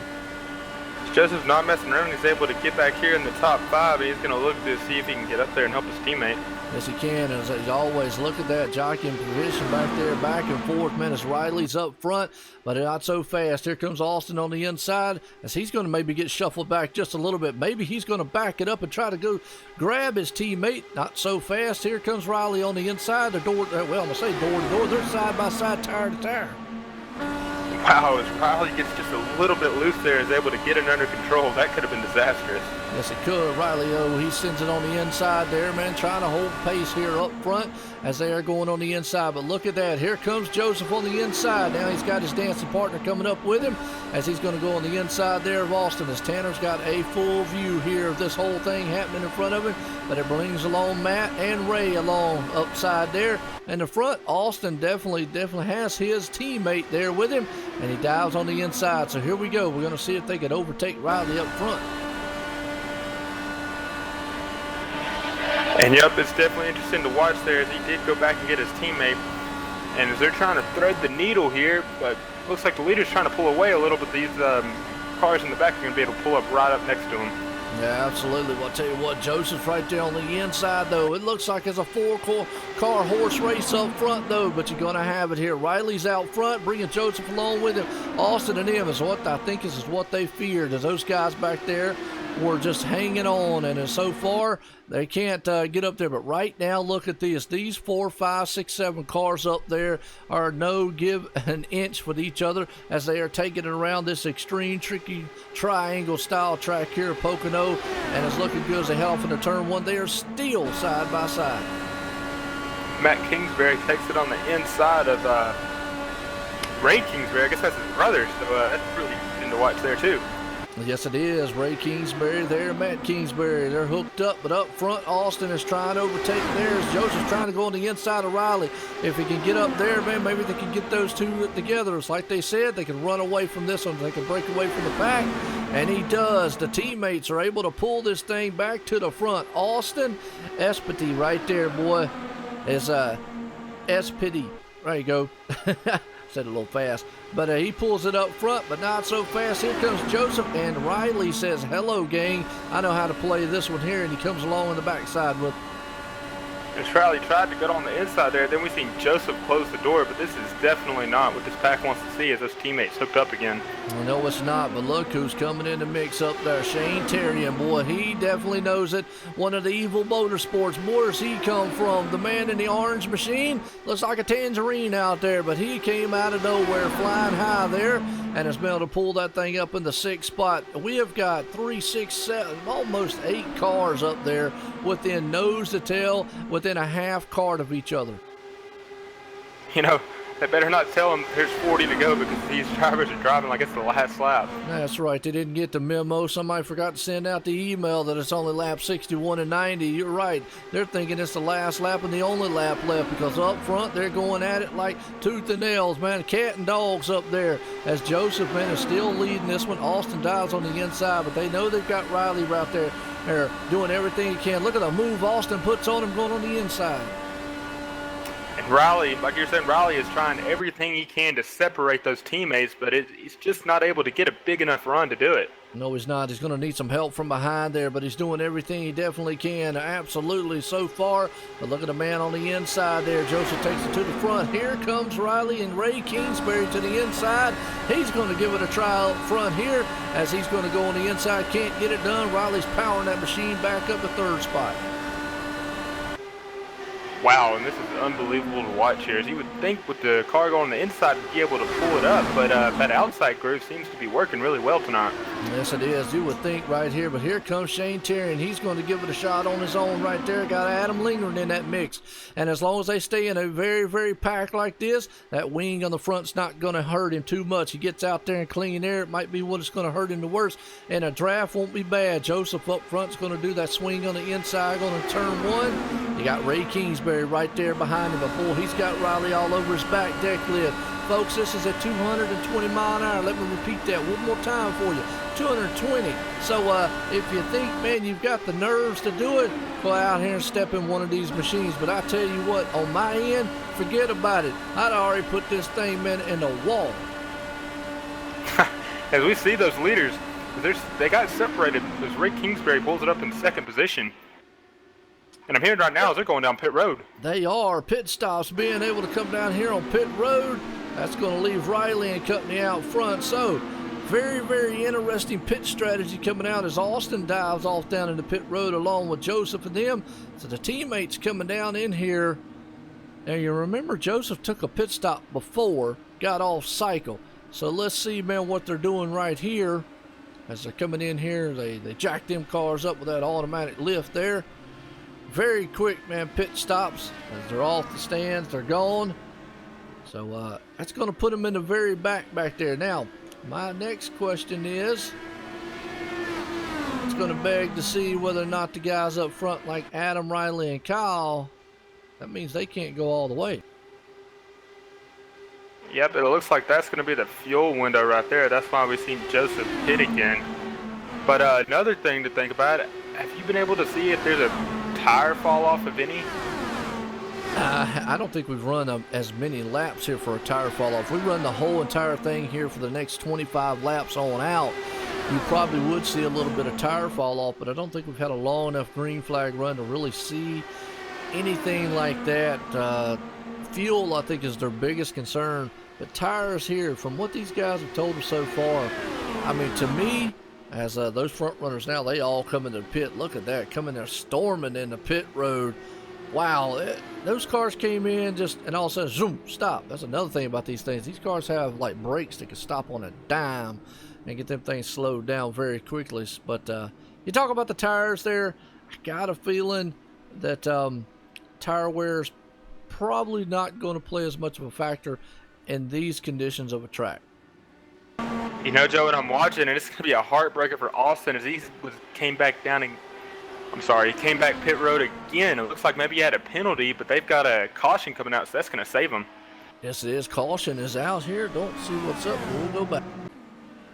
Ooh, car in the wall. That is Stefan right there in the wall. Let's go back on the replay here. Hate to see that because Stefan was one of those cars up there that was running very, very good earlier on. Let's go back on the replay here, man, and check and see what happens. Oh, just got tagged. Going into the turn. Oh, and damaged is the wing just a little bit. Hate to see that right there on his end because he definitely had a very, very bad, fast car. Now, this mixes up the field a lot. So those guys up front definitely are going to be able to, I don't know, get... Now, Chris Wright's another one who's saying he has taken a lot of pits. 13 of them. I don't know how right that is, but actually it says Nick's taking 8. I'm wondering if they were ones in the back because they've been riding in the back all race long there, Davis. And I'm wondering if every time there was a caution that they went in and topped off several times throughout the caution, and they've got enough fuel to make it the entire way. You know, you're right. It's going to be definitely something to watch. And as talked about earlier, Austin must have got a penalty or something. I was watching him, but he stayed in his pit box for that second time quite a while. But this caution has really helped him out. He's going to get the lucky dog. Now, is he going to get the lucky dog since he had to serve the penalty? Yes, he is. I'm just looking at the chat right here, and he asks, does it make me the lucky dog? And the admin's confirmed it. Oh, okay. Well, as I was talking about the guys up front, and throw that out the windows, they're coming in the pits now. So that's going to cycle everyone else behind them. The good thing is they're going to come in here. They're definitely going to have enough fuel. They're going to get some tires on these things. And that's going to put Riley and Ray and them up front. So it's going to be interesting to see as, oh, listen, one of the cars there, man, spins it out on the pits. A lot of guys been on pit road here along behind them to get this thing topped off. It's going to be interesting as we get this thing going off to the green flag, or the green flag, and head off to the end here. You know, Joe, I didn't think this race could get any more exciting, but now we've got strategy mixed into it. We've got a few penalties on pit road, and it's going to be a wild one for these last 20 laps. Yes, it is, and you know, the only thing about it up there is Riley's up front. Austin there, he's going to be marred back in traffic. And he's going to have a long way to go to get back up there, and he's going to have to be very patient to do it in this style of racing, in this style of draft there. You know, obviously, you know, costly mistake on pit road. Hate to see it from him, but Riley's going to be the man up front here who's going to be the one that's going to benefit from all this here. So, wow. So I'm definitely already on the edge of my seat, so it's going to be a fun one to watch. Yes, it is. We've got Riley, man, and Ray up there. We're going to get to the closing laps here. It's going to put us, by the time we go back green flag racing, it's going to be, I'm going to say, it's going to be less than 20 to go. And they were clicking off some very, very fast lap times here. Very fast-paced race so far. Yep, and you're right. Is it showing, I don't know if it's accurate, but it's showing the Chocolate Bunny up here in the lead. Well, I'm showing Ray right now. Riley and Ray. Okay, maybe it just got to go across the yeah, finish line. Yeah, let's see what happens when we go across the line. It's just showing on my chart that it's actually showing Riley Thompson, Ray, Joseph, Tanner, and Matt's the top 5, and Adam Lingren's still hanging out right there in 6th spot. Man's been doing a phenomenal, tremendous job here ever since he got in an accident early on. So it's all.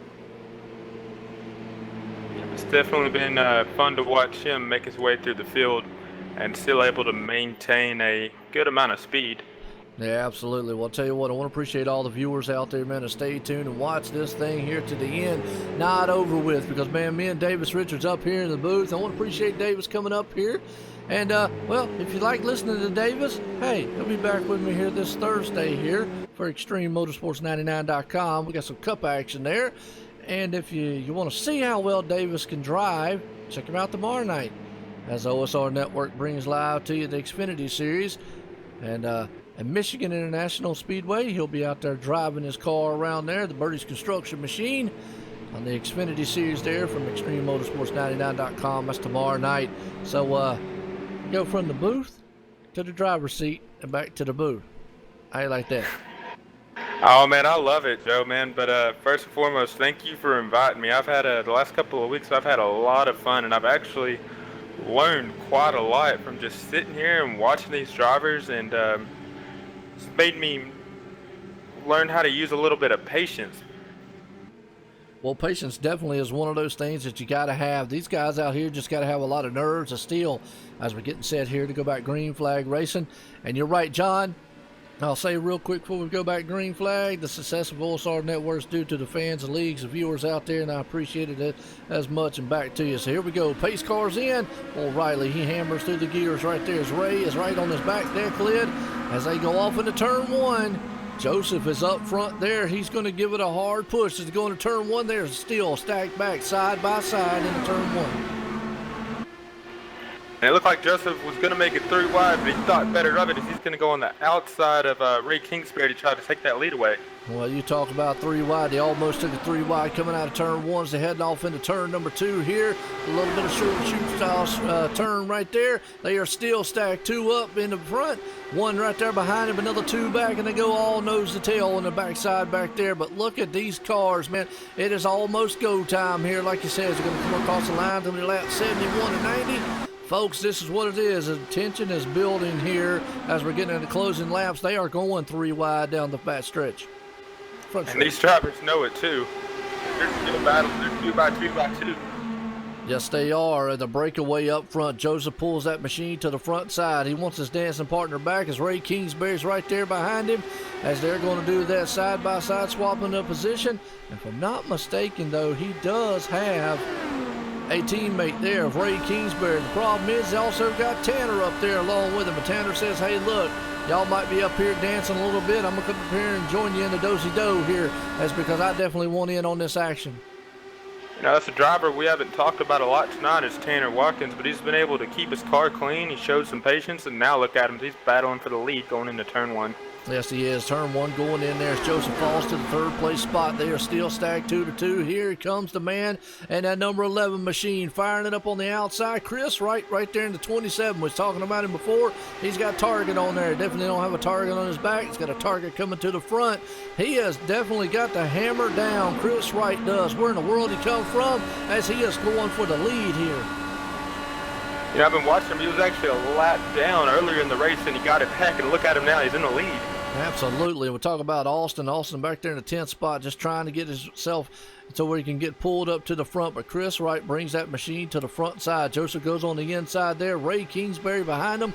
Tanner still in the mix. Look at these carts. They are swapping them side by side, duking it out up front here as we are watching these bad fast boys do 200-some mile an hour around the tricky triangle of Pocono, Pennsylvania here. Ray gets a run on the leader, and he's going to take that thing to the front here as they are still 2-2 behind him.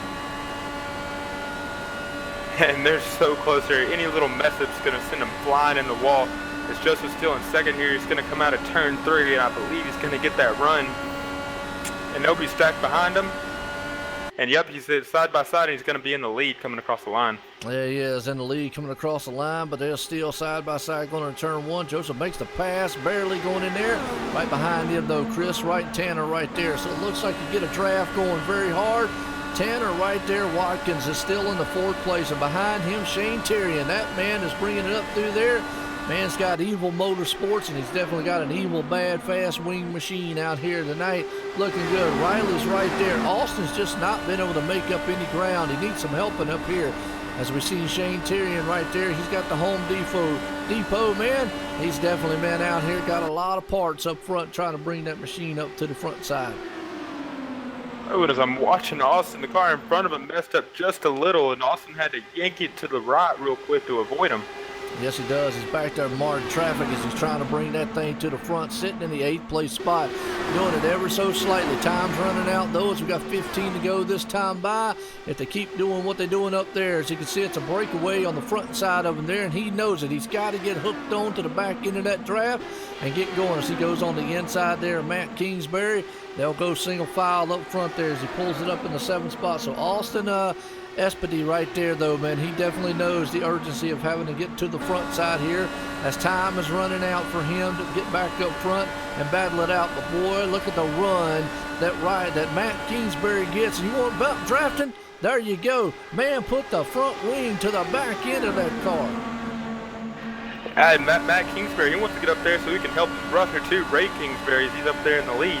Absolutely. Boy, I tell you what, they said Rubbins Racing, they proved you could do it in an open wheel machine right at 200-some mile an hour. Put that front side wing on the back end of that bad fast machine in front of him. Austin right there, though, he is in a duel, though, threat right here. He's got Riley and all those right there for the 6th, 7th, and 8th spot.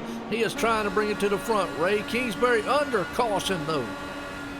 And Chris Wright, he just got a little loose up there and it plowed him into the wall. That's very unfortunate for him. He was in the top 3. Oh, man, hate to see that. Let's go back here on it. Man, Kyle Zimmer was the one who just plowed and pancaked the side of the wall. Was able to keep that thing up there and there. But Chris Wright's another one to hit the wall. Hate to see that on his end. But Kyle Zimmer comes off there, man, and just cremated the inside wall. And then that thing just lost control, and he flipped it going down the turn number 3. And it just fell over dead. That's very unfortunate, but you know who's glad to see that caution? Who's that? Number 69 of Austin. Yes, he was, because that's going to put the field back up just a little bit up front there, so he's going to be able to get up here. As by the time they go back, green flag, going to be probably less than 10 laps to go. Here's the 2 things we need to look out for. Obviously, lap 90, that ends it. That's the last one. Lap 86, though, if a caution comes out, guess what? That ends it too. So, got to keep that in the back of your mind as a leader here. This race, man, has been awesome. And John Marine. Well, John, I hope, man, you've enjoyed it, just along with everyone else out there. Like I say, it's a unique style racing, different style here of people that watch it. But if your idea of an Indy car is all these guys just get fanned out, you know, and all they do is just run in a line, wrong. You're watching the wrong Indy car. You know, next time someone says that to me, I'm going to link them straight to this video. Absolutely, because I'm going to tell you what, it has been nothing from the green flag and hopefully all the way to the checker flag here. These guys have done nothing but be right on top of each other, and it's been just like what we would think a plate style race has been. Nerve-wracking as always, great racing. I know as an admin they'd be like, hey, wait a minute, it's been just a lot of cautions out here. Nothing we can do. It actually was 77 lap 77 and 90, and 19 lead changes. Wow. So you want to talk about like a plate race? It's been just about like it. 8 cautions for 22 laps. So, yeah, bad, really not. I mean, for the racing, you know, here's the thing, Davis. For what these guys have done out here, I would have thought it would have been a lot worse, because as close and as fast as these cars are, I mean, my hat's off to every one of these drivers out here for doing what they're doing. And you know, you're right. I don't understand how there hasn't been even more cautions with as close as these drivers are racing, as they're racing door to door, and there ain't even room to breathe. Absolutely, door to door and wheel, you know, side by side, man, tire to tire, man, lap after lap after lap, and it's getting to the closing laps here. Going to be less than 10 laps to go here, and let me know, folks, man, how the sound sounds. Make sure you can hear these things, man, screaming around with going to ring sound as they go around this track. It's a kind of unique sound that's a little different there, Davis. It's not like what we hear with our big powerhouse V8s monster machines that we hear. These guys got more of like a buzz keel going around here. Yeah, as I'm sitting here listening to them now, it's definitely a different sound, but they're definitely fast. Absolutely. Well, you know, John out there said plate racing with some serious downforce and no fenders. Well, that is true, but we also saw out there that even with those no fenders, these guys ain't scared. How's that? To put the fender to somebody, because we saw bump drafting going down the front stretch at 220 some mile an hour. So, it ain't over with yet, folks. Hang on to your hats, fasten your seatbelts. If you've got a seatbelt in your recliner or something, definitely snap a picture of that, because I want to see it. Maybe an explanation of why. But anyways, that'd be cool. So, hang on to it. It's going to be interesting. Well, Joe, if they keep watching this IndyCar race, they're definitely going to have to install one, because I know I'm on the edge of my seat about to fall out. Absolutely. Here, I tell you what, man. Well, if you don't have your refreshments, popcorn, and everything else, now's a chance to go get us. These cars about to storm back to life here, hopefully for the final time here under caution. We'll settle this one. Like I say, 2 things. Lap 90, that ends it. Lap 86, caution comes out, that ends it. So, got to keep that in mind. But the action we've seen up front been hot and heavy all race long. And I know those guys, man, up there, race control, they might be listening to me up here going, Joe, man, what's wrong with you? I'll tell you what, you think it's a good race? We're up here pulling our hair out. Well, me and Davis up here, man, we're trying to pull ourselves off the seat because we're glued to it so much here from the action that these guys are putting on here at Pocono. It's been a race to watch for sure. But Joe, who's your favorite? I tell you what, you got to give a hats off to Joseph up there. He's been up there all race long, so it's going to be anybody there. But Shane Tyrion has been able to power that machine up there also. So we'll have to see. I think it's going to come down to a last lap pass on the last turn. You know, I think you're right too, Joe. All right, well, here we go. We're going to settle this affair right here tonight. Here at Pocono, pace cars in. That's old Ray. He gets a good jump. Tried to break the draft just a little bit as he takes off. Josephs has nothing of it as he gets out front. We've seen that not work all night long as Ray does get a huge jump out front as they head off into turn number 1. He's still holding on to that lead, but here comes Tanner on the inside. He's been up there, man, all so long. And Shane Tyrion not so fast up there, but Austin did not get the run that he wanted. And if those 3 cars up front get broke away, we're going to see a hard time for Austin to get up there. He's going to need some help, and definitely not the help that he's getting right now, but it is a 4-car race back there where he's at in the 5th, 6th, 7th, and 8th spot. You know, he definitely didn't want to see that restart as the car on the inside of him just almost collects them, but they're able to regain composure, and they're still going. Absolutely. Well, I'll tell you what, man, Shane Tyrion right there in the front of that pack up front, though, 3-car battle. You got a 5-car battle going on behind him. They broke away about a second and a half up front here, and that might mean doom, but they take it 3 wide there, so some serious business picking up back here in the backside as they are staying 3 wide back there. Riley in the middle, though.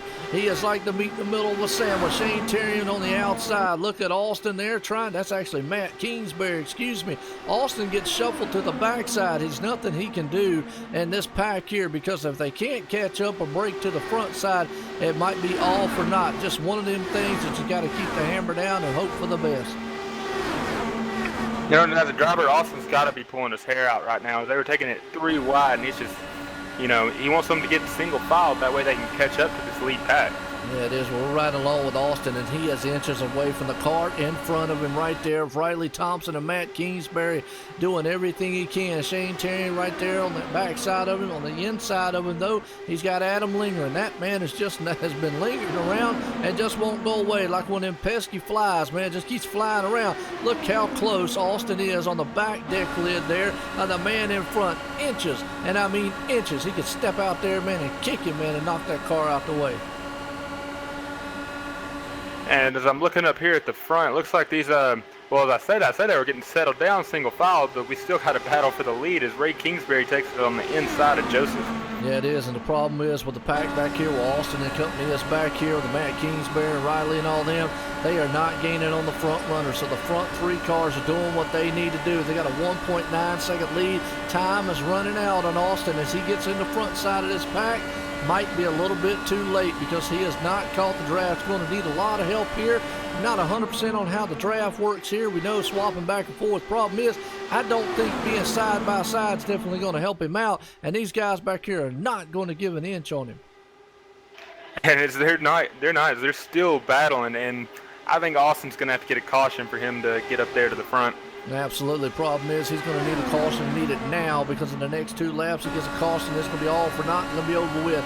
As up front, those 3 carts are now single file. They're swapping a little bit. It is the battle back here in the back with Austin Espedy, and you got Matt Kingsbury, Riley Thompson right there. As they are all in a group battling it out here, trying to get fanned out for it. It's going to come down to a shootout style between these guys to the line, and I don't know which way the man to keep it on to.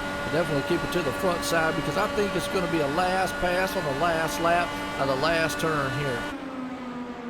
You know, like you said, with it being lap 85, if you want the lead, you got to take it now, because the next flag is going to end it. Absolutely. Boy, I tell you what, right here, you wanted it, you got it. You want to see how close they are on the nose. Matt Kingsbury right there on the back deck lid of Austin. Look at this, boom, bump drafted him going down the straightaway. Folks, you don't think, man, Rubbin's racing. These guys says, ha, fooled you, and they fooled us again. As he gets another one, he's going to try it again. Look at that shot, Davis, right there. As we're riding on the nose of Matt Kingsbury, he has bumped him 3 or 4 times going down the front stretch. It looked like that actually hurt Matt a little bit. He lost his run on Austin, and it sent him to the back of the pack. Yes, it is. They're going to storm it 3 wide back there in that pack to come off into turn number 1. As a front side right there, Riley Kingsbury's got the lead. Lap 86. Caution comes out at this point, folks. This one will be over. They are swapping the lead up there back and forth, but these guys back here are not giving an inch. They are racing like it's the last lap every lap. Yeah, you're right. As we see Joseph taking the lead, and then Canner J. Watkins is sitting there in second with Ray Kingsbury in third, and they've checked out from that second pack, and this is the race to watch. Yeah, absolutely. Right here, checked out, definitely, man. This is, you're absolutely right. Can't be too aggressive, but nobody told them that. Look at that, trying to break the draft down here. 3-2 wide going into turn number 1. Lap 87 and 90. They got about 3 to go here. Austin right there with Riley, Shane Terrian, Matt Kingsbury, Adam Linger. I mean, you got about 6-7 cars right there, all duking it out. Nose to tail, man, lap after lap here at Pocono, Pennsylvania. Joe, they were 3 wide going into turn 1. As these leaders, they definitely want this win. Yes, they do. The leaders up front, man, are trying to go 3 wide. A 3 wide right here behind them. Don't know which pack to keep up with them. They're coming across the line. Be lap 88 of 90. Going to be 2 to go this time by. Boy, I tell you what, you got 2 exciting packs here, wanting it every bit. Austin knows that he can't catch it, but he definitely would like to try to come out of here with a 4th place victory. And you know, you're right. I'm watching it back here. They're still not giving an inch. They're still battling back and forth. Yes, they are, boy. Shane Terry right there on the outside, but in front of them, Austin and that Adam, man, right there. Look at Adam lingering, hanging on to it, trying to do everything he can, right? Fast, awesome little running right here. Let's go back up front real quick because the top three guys, they are all still single file. Like we said, coming to the line, that would have been Joseph by a nose out front. As the next one around here is going to be the white flag. Ray goes on the inside of him in the turn number one. He tries to bring it to the front side here. Joseph is going to try to set it up. Don't count that man in third place out, though. Tanner cautions out, and that's going to end it. Ray Kingsbury is going to pull this one off. Wow, what a race. What a finish. You are not mistaken on that one. Let's go back on the replay here and see what happened, because I think it happened back there here. Awesome, awesome, awesome action right here. As it happened in the back, they touched each other. Adam lingering in the wall hard. Yep, got together side by side, man, and wheel to wheel. Went into the turn. Caution is out here. Hate to see that on his end. What a finish to a thriller of a race, but that man right there, Ray Kingsbury, made a pass coming out of turn number 4 down the front stretch into turn 1 on Joseph, held on to it. Caution came out at the right time. Joseph couldn't do anything. Tanner comes up into third, Riley Thompson in fourth, and Austin pulls it all the way back to fifth. Ooh, Davis, I tell you, man, you're going to need a cold one after this one because all the action. And again, folks, if you missed this race, go back and watch it, because if you don't think Indy cars aren't exciting, wow, if this is what the rest of the season brings, awesome. I gotta find some more Indy cars. You know, you're right, Joe. You say that, and like you said, if the rest of the season is going to be anything like this, then my eyes are going to be glued for sure. Yeah, absolutely. I mean, hats off to Ray Kingsbury up there for the win tonight. All he's got to do is just bring that card around here. I want to appreciate everybody coming out tonight, man, and checking out this awesome action here. As always, I mean, this was a thriller all the way to the end here, and it definitely is, whew, I mean, it's a unique style race, unique style, and incredible race here. Awesome, man, to watch as he comes out of turn number 4, Davis, for the final time. Ray Kingsbury is going to bring this one to victory lane here tonight at Pocono, Pennsylvania. Here at Pocono, the Tricky Triangle, Pocono Raceway for the CFRL IndyCar Championship. Let's see if we can find him here in here. And I know he's going to be a happy camper, because I didn't know who was going to win that one until probably the very last turn of the very part of this race, because it could have been anybody's race right there. It was definitely a race to watch. As when you invited me to come broadcast in the booth with you, you know, I was expecting a little bit of action, but I wasn't expecting anything like this. These drivers put on a show.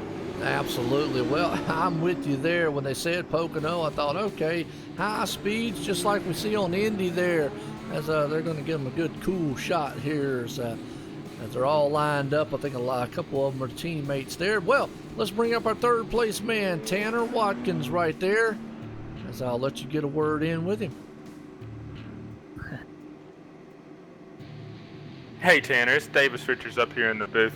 Man, so we were watching you the entire night, and how did the car feel for you? I felt all right. With the weather and the track temperature we had, the racing was pretty tight, as I'm sure you guys saw. So it was pretty stressful just running in those packs like we had, but it was fun. You know, the car felt good. It's just the iRacing fixed setup, so it's nothing too crazy to that you have to look out for, but it was definitely stressful, I can say that. Well, as we were watching y'all were going 220 miles an hour. You had to show a lot of patience, but you had to show a lot of reflexes to be able to avoid any damage. But we were watching those last couple laps, and we seen you in third place. What was your mindset there? Were you waiting back, trying to make a strategy, or were you just trying to get up to the front as fast as you could? Yeah, I had a plan for the last lap. and I was going to try to get one of them going down the front stretch and then get one of them going towards the tunnel turn in turn 2 there. Because it's difficult to pass somebody coming out of 3. So if I would have gotten by them at that point, then I would have had it. But yellow flag came out and it kind of messed with the strategy, which seemed to be the theme for most of the night. We were trying to play some fuel strategy and the yellows kept coming out, and that kind of thwarted that. Yeah, we had a plan, but we'll take a podium in the end. It was fun racing up there with Ray and Joe. They were pretty clean, so that was always good. Well, it's unfortunate you didn't get the win there, Tanner, but it's definitely nothing to hang your head on, as that was a awesome third place finish, and congratulations. But you got anyone out there you want to thank? Yeah, just want to thank Michael. He's put on a nice league here to start off. They went from stock cars to Indy cars, and that's not easy to do. So it's been fun racing in here. I'd like to thank the Avery Huffman Defeat DIPG Foundation. We keep growing our relationship with them, more and more as the months move on, and we're happy to represent them in any way possible and the fight to defeat DIPG. So that's all I got to say right now. Good race for us, good points night, and go into the off week. All right, well, thank you there, Tanner, and congratulations again on your third place finish. Thanks, guys, and thanks for stepping up and taking over the broadcast duties for this season. We definitely appreciate it.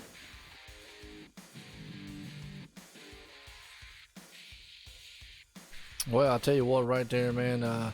Davis, another happy camper right there, man, bringing home in third place spot here tonight. As we're going to go up here, man, let you talk into the second place guy, and then I'm going to let you talk to the winner tonight, as I need to run in here, man, and check on the little one right fast. So, Joseph, our second place winner tonight.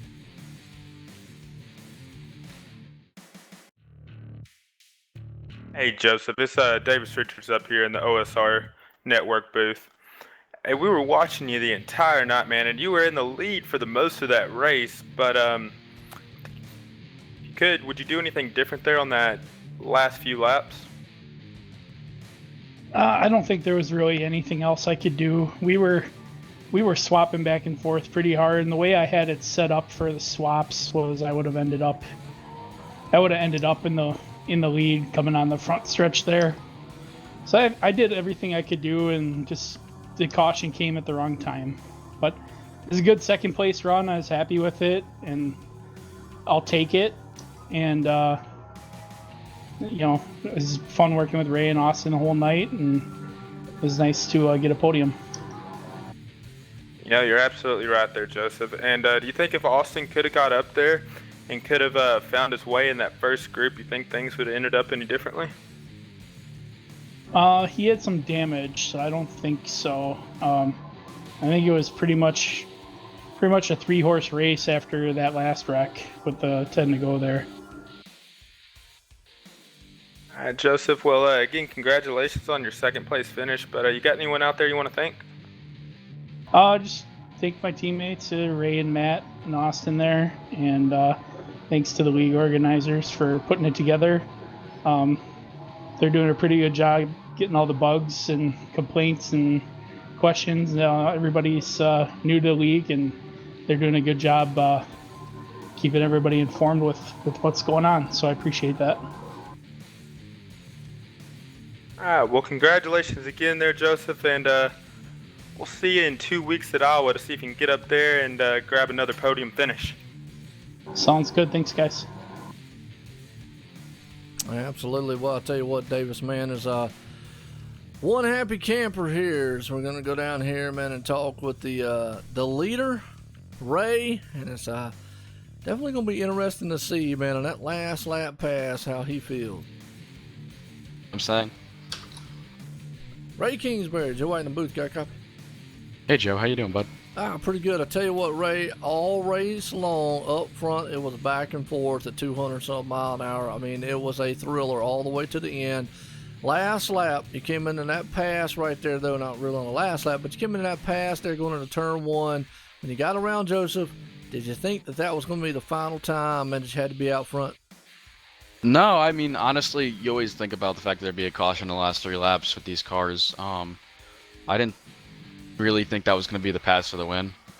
Just kind of was in our normal swap routine. Tanner was sitting behind us just biding time, and he knew Joe and I were working together, so he was just letting us do our thing, and we made a 3-second lead. So I think that next turn was going to be where all hell broke loose and we were going to be every man for themselves. But it was definitely Joe and I versus Tanner, so one of us was hopefully going to win the race. Between the two of us racing each other as hard as we could. Just because, Yeah. we were setting each other up for the swap draft, which is how you race these cars, the slingshot. And that's something that I learned here. Kind of learned a lot of things about Indy cars. I mean, y'all are out there running, and usually in a draft, you stay behind, nose to tail one another. We did see some bump drafting out there, something unique to see out of wing machines like this, as putting the wing on the back end of someone, been able to bump them down. But what y'all were doing, swapping back and forth, like what you're talking about, swapping the draft, really is what you're doing these things to draft in these cars, which is unique. And it's kind of interesting because we was up there watching y'all pass, man, back and forth, and I knew it was probably going to come down to the last lap, last turn, somebody making that last ditch effort pass, but you was able to hold out there, man, all night long. I mean, my hat's off to y'all guys for hanging on to these things at 220 some mile an hour, that far apart from each other, that many times, and have the poise, the nerves to be able to do it. Man, again, congratulations on the win here tonight, but got anybody out there you want to thank for this thing? Yeah, I mean, Hammer Gloves has jumped on board this year for us, and that's pretty big. Hopefully we can keep getting them in victory lane. It turned out a good quality glove, so, no blisters when you race. It's kind of nice. Especially when you're white knuckling these things at 225 miles an hour, like you said. But, yeah, Tanner and Joe for racing me clean at the end. Austin for working with me in practice, and then my brother Matt for not completely crashing me out this week like he did the first week. That was nice. Yeah, absolutely. Definitely not something you want to see there. But again, congratulations. My hat's off to the win tonight here, because you did pull it off in fine fashion. Like you say, white knuckling around here, nerves of steel at awesome speeds around the Pocono, Pennsylvania here at the Tricky Triangle. Again, congratulations, Ray Kingsbury. Thank you, Joe. All right, well, I tell you what, let's go down here to our race results order, because you're right. We just talked to that man right there. Ray Kingsbury pulls it off. Joseph Hassert right there is in second. Tanner pulls it into third. Riley Thompson in fourth. Austin Espity right there, man, in fifth. Matt Kingsbury sixth. Shane Terrian right in seventh. Sergio in eighth. Got Connor right there in ninth. And Nick Masson sitting in the top 10. In 11th place, we got Chris Norris. Jacob Adams gets in 12th to round up the lead lap. 13th, we got Adam Lindgren. Chris Wright rounds it up in 14th. Kyle Zimmer in 15th. Stefan Schlacker, sorry if I butchered that, sits in 16th. Bronson Stafford, 17th. So we've seen him running up front the entire night, but unfortunately got in some bad luck. John Lozinski in 18th. Walker Thomas in 19th. And Ryan Broderick in 20th. And we got 21st. We got John Watkins right there, 22nd. Michael Finlayson, Jose in 23rd. Joshua Adams, 24th. William right there is in the 25th. Well, wow, that's all I got to say with this race. I mean, we've seen some cautions. We've seen a lot of passing out there. Learned a lot of things with some draft out here. I mean, these things with some bad fast speeds and some awesome big wing-styled Indy cars. We're off next week here for the CFRL IndyCar Championship, but we'll be back at Iowa, so definitely have some more awesome oval. And anything, man, at Iowa like it was tonight is going to be a thriller, and it definitely was a thriller. You got any final words, Davis? Well, thanks again for inviting me on the booth, Joe. And if you missed any of this action, you got to go back and look at it, because it was definitely a race to watch. So we've seen drivers battling for the lead the entire night. Yeah, absolutely. Back and forth battling, an awesome event here. Definitely go back if you like exciting close-quartered style racing. You definitely, man, missed one here, or definitely want to go back and see it. So until then, tomorrow night we got ExtremeMotorsports99.com. That's going to catch all the Xfinity Series action here. So as always, hope everyone enjoyed it. I'm Joe White up here in the booth with Davis Richards. Everyone have a good night.